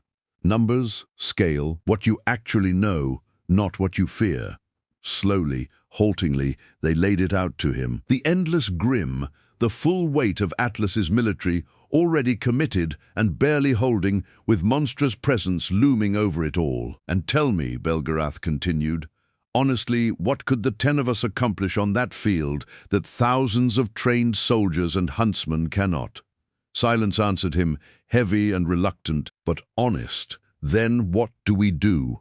RWBY asked, quieter now. This, Belgarath said, is precisely what Ironwood is. The door opened before he could finish, and Winter stepped through, pale and visibly shaken, fresh from the medical wing. Penny, she said, her voice unsteady. You saved her, made her, she struggled for the word, real, entirely real. Belgarath studied her a long moment, something shifting behind his own weathered expression. And I can feel something different in you as well, he said. The power that came to you in that lab, it sits strangely in you still, doesn't it? Foreign, like something you're fighting to hold rather than something that simply belongs to you. Winter's composure cracked, just slightly. I don't know how to control it. I don't even know what it is. Not properly, Garion, Belgarath said, without looking away from her. Tell her what happened the day your own power first woke in you. Garion's face flushed, old shame surfacing fast. There was a man, he said quietly. A Sharek. He'd done terrible things. He'd killed my parents when I was just a baby, I'd find out later. My rage found the power before I understood I even had it. He lamented. But something else also guided my hand in that moment. Some other voice I didn't fully trust even as I listened to it. And I struck him, slapped him in fact, and set him alight with nothing more than the force of my own fury behind it. He swallowed hard. I didn't understand what I was doing until it was already done. And once he was gone, truly gone, I broke down entirely, wept like a child, because I finally understood exactly what I'd just done and that I couldn't take a single moment of it back. The room went very still, more than one person staring at Garion with open shock. Garion added, awkward and embarrassed.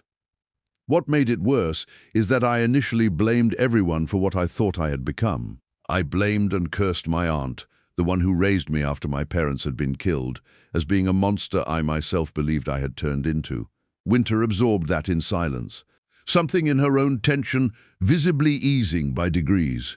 So it isn't meant to feel natural, she said slowly. Not at first. Very rarely, Belgarath agreed. But it is still yours, Winter Schnee, however unfamiliar it feels tonight. Not a separate thing to be fought and subdued, but now a part of you, as if it were very own two hands. He held her gaze steadily. You are, by every account I've heard, a disciplined woman. Trust that discipline. It will carry you considerably further than fear ever will. Something settled in Winter's posture then. Not full confidence, not yet, but the first real steadiness Garion had seen in her since she'd walked through the door. The planning that followed was careful, deliberate, and considerably more sober than the argument that had preceded it. RWBY's silver eyes were set aside, for now is the battlefield too vast, and her training, knowledge, and experience was still quite limited. Winter's newly claimed maiden abilities went the same way, being too raw and unpracticed to risk on a field already balanced on a knife's edge, and charging blindly into a fight none of them fully understood without knowing precisely what Ironwood himself intended seemed likelier to cause harm than prevent it.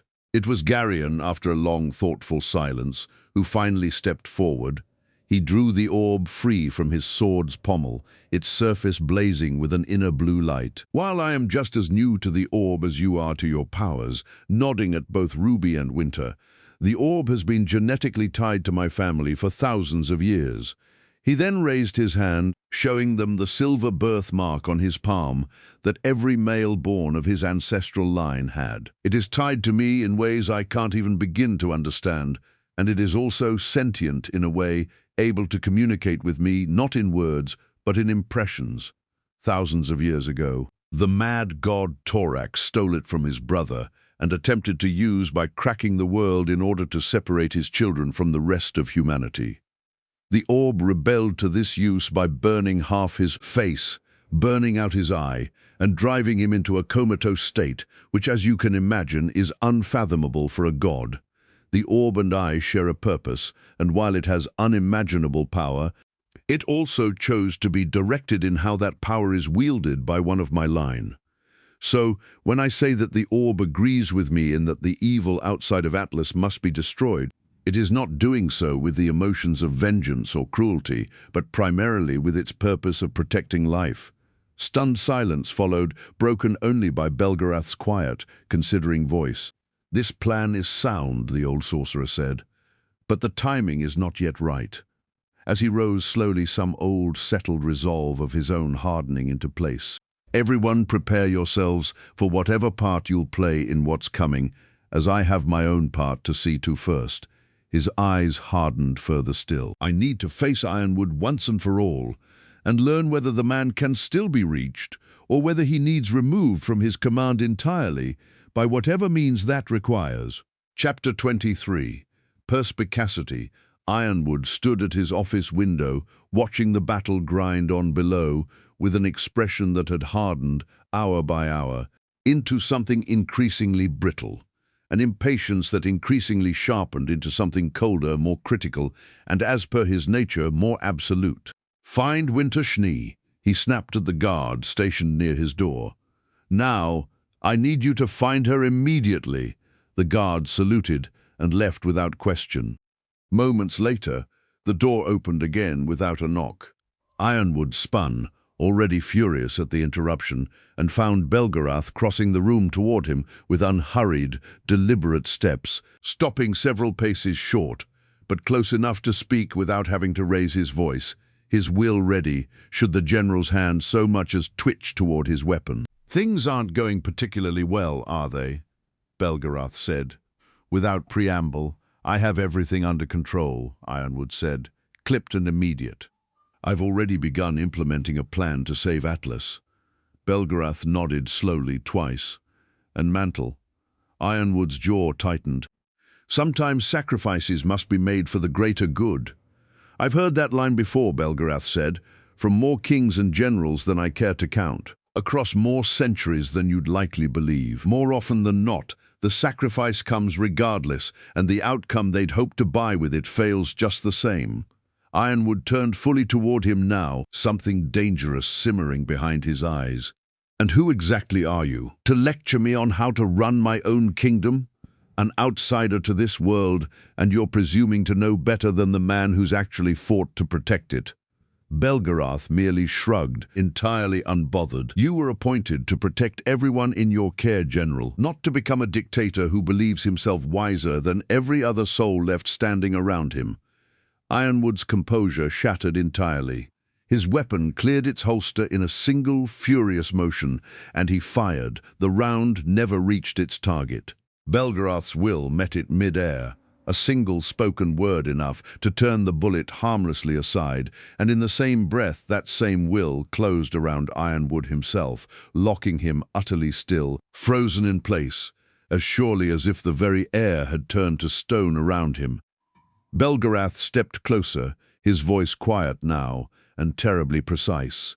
"If I can do this," he said, "with nothing more than a simple word and a single thought, what exactly do you imagine Salem is capable of after centuries, perhaps millennia, of patient planning?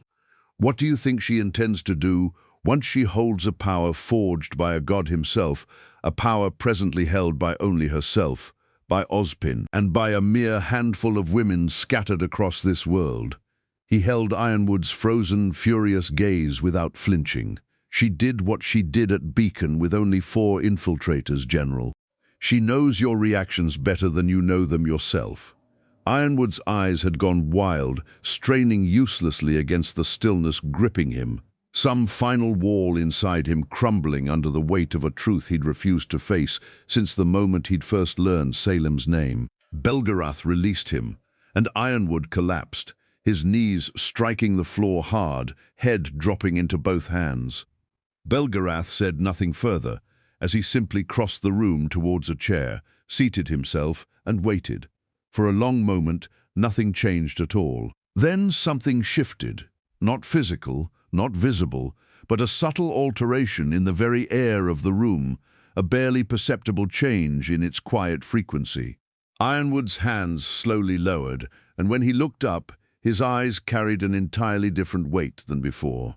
The manic intensity was gone and replaced by something quieter, clearer, touched with genuine, dawning understanding. Belgarath noticed immediately. "What is it?" Ironwood looked around the room slowly, as though seeing it properly for the first time in a very long while.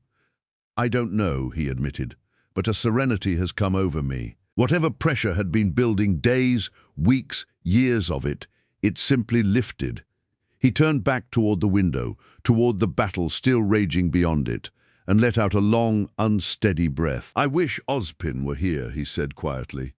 "But perhaps you might offer some wisdom instead. In all your years facing crises such as these, what would you say is the wisest course of action to stop this, or at the very least, to save as many lives as we still can?" Belgarath studied him a long moment, something in his own weathered expression sharpening with quiet recognition. "What was it you said your semblance was again?" Ironwood huffed something that was almost disbelievingly a laugh. "Metal," he replied. "The ability to become hyper-focused on a task and to succeed where others would normally fail or fold." He paused. "Why and what?" Belgarath asked.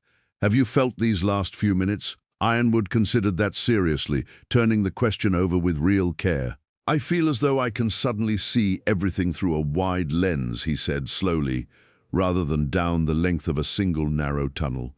"I see now that I've had this all wrong from the start, that saving Atlas alone was never the correct focus, that the only real answer was ever bringing this whole world together against a threat that endangers every last piece of it, not merely my own or the kingdom I swore to protect."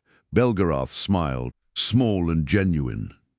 "What you've just described," he said, "is known in my world as perspicacity. In many ways it stands as the very opposite of metal, the gift of true insight." He continued, "Discernment enough to see things plainly, coupled with the ability to choose the right course of action rather than merely the most stubborn one." Ironwood nodded slowly, something like wonder settling into his exhausted features. "Perhaps you've helped me evolve my own semblance into what it was always meant to become," he said. "For that, I thank you." He then straightened, some measure of his old resolve returning, very much softer around its edges. "Now, do you have any notion how we might win this particular battle, so that we can begin turning our attention toward winning the larger war?"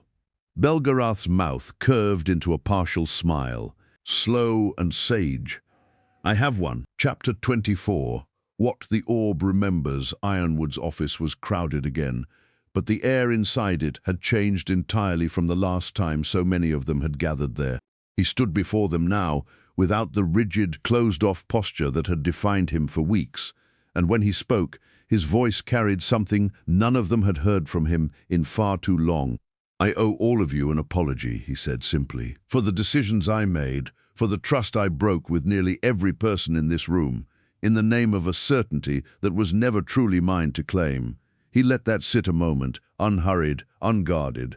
"I don't expect that trust back easily or all at once, but I intend to earn it again, starting now." Nobody rushed to fill the silence that followed, though something in the room eased regardless. Yang's arms uncrossing slightly, Weiss's shoulders dropping their tension by a fraction. Ironwood turned, gesturing toward Belgarath. "Our guests," he said, "have a plan. One, I believe, gives us a genuine chance to end this today." Belgarath stepped forward and laid it out once more, briefly, for those who hadn't heard it firsthand.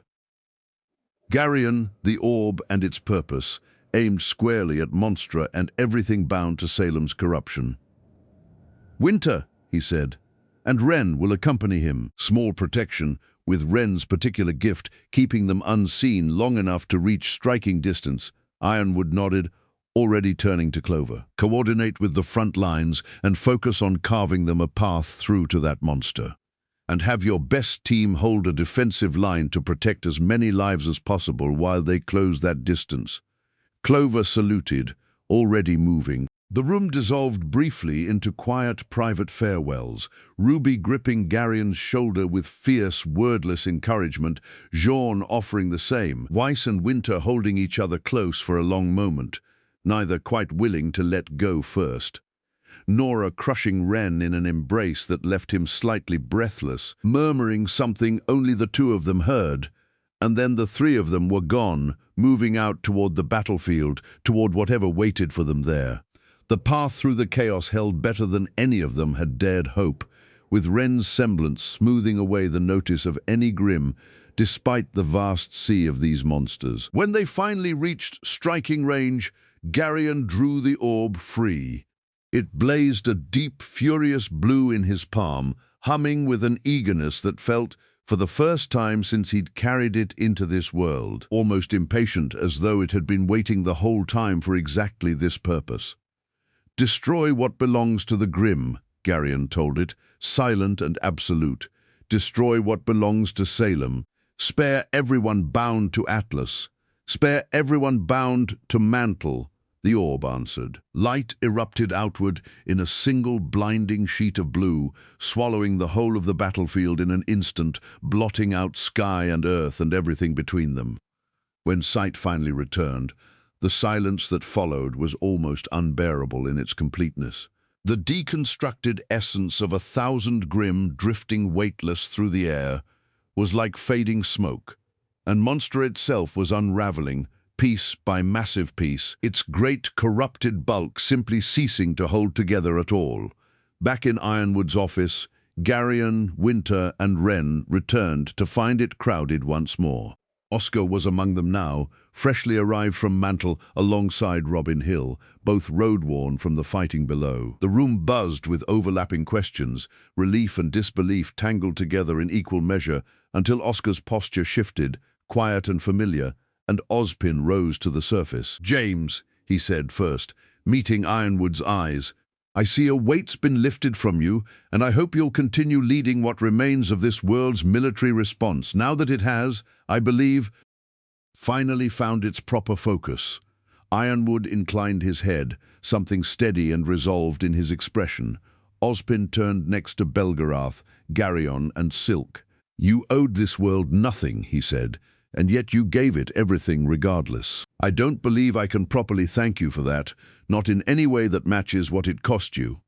His gaze swept the rest of the room to RWBY, Weiss, Blake, Yang, Jean's team, Winter, Robin, and all of you. For everything you've endured to reach this moment, I am more than I can easily say, proud of every one of you. RWBY broke the silence that followed. "So what happens now?" Ozpin glanced toward Ironwood. A quiet, deliberate invitation. Ironwood straightened, some old certainty, returning to his voice that was tempered now, wiser.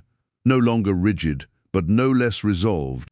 "We go to what remains of Vale," he said, "and retrieve the relic of choice.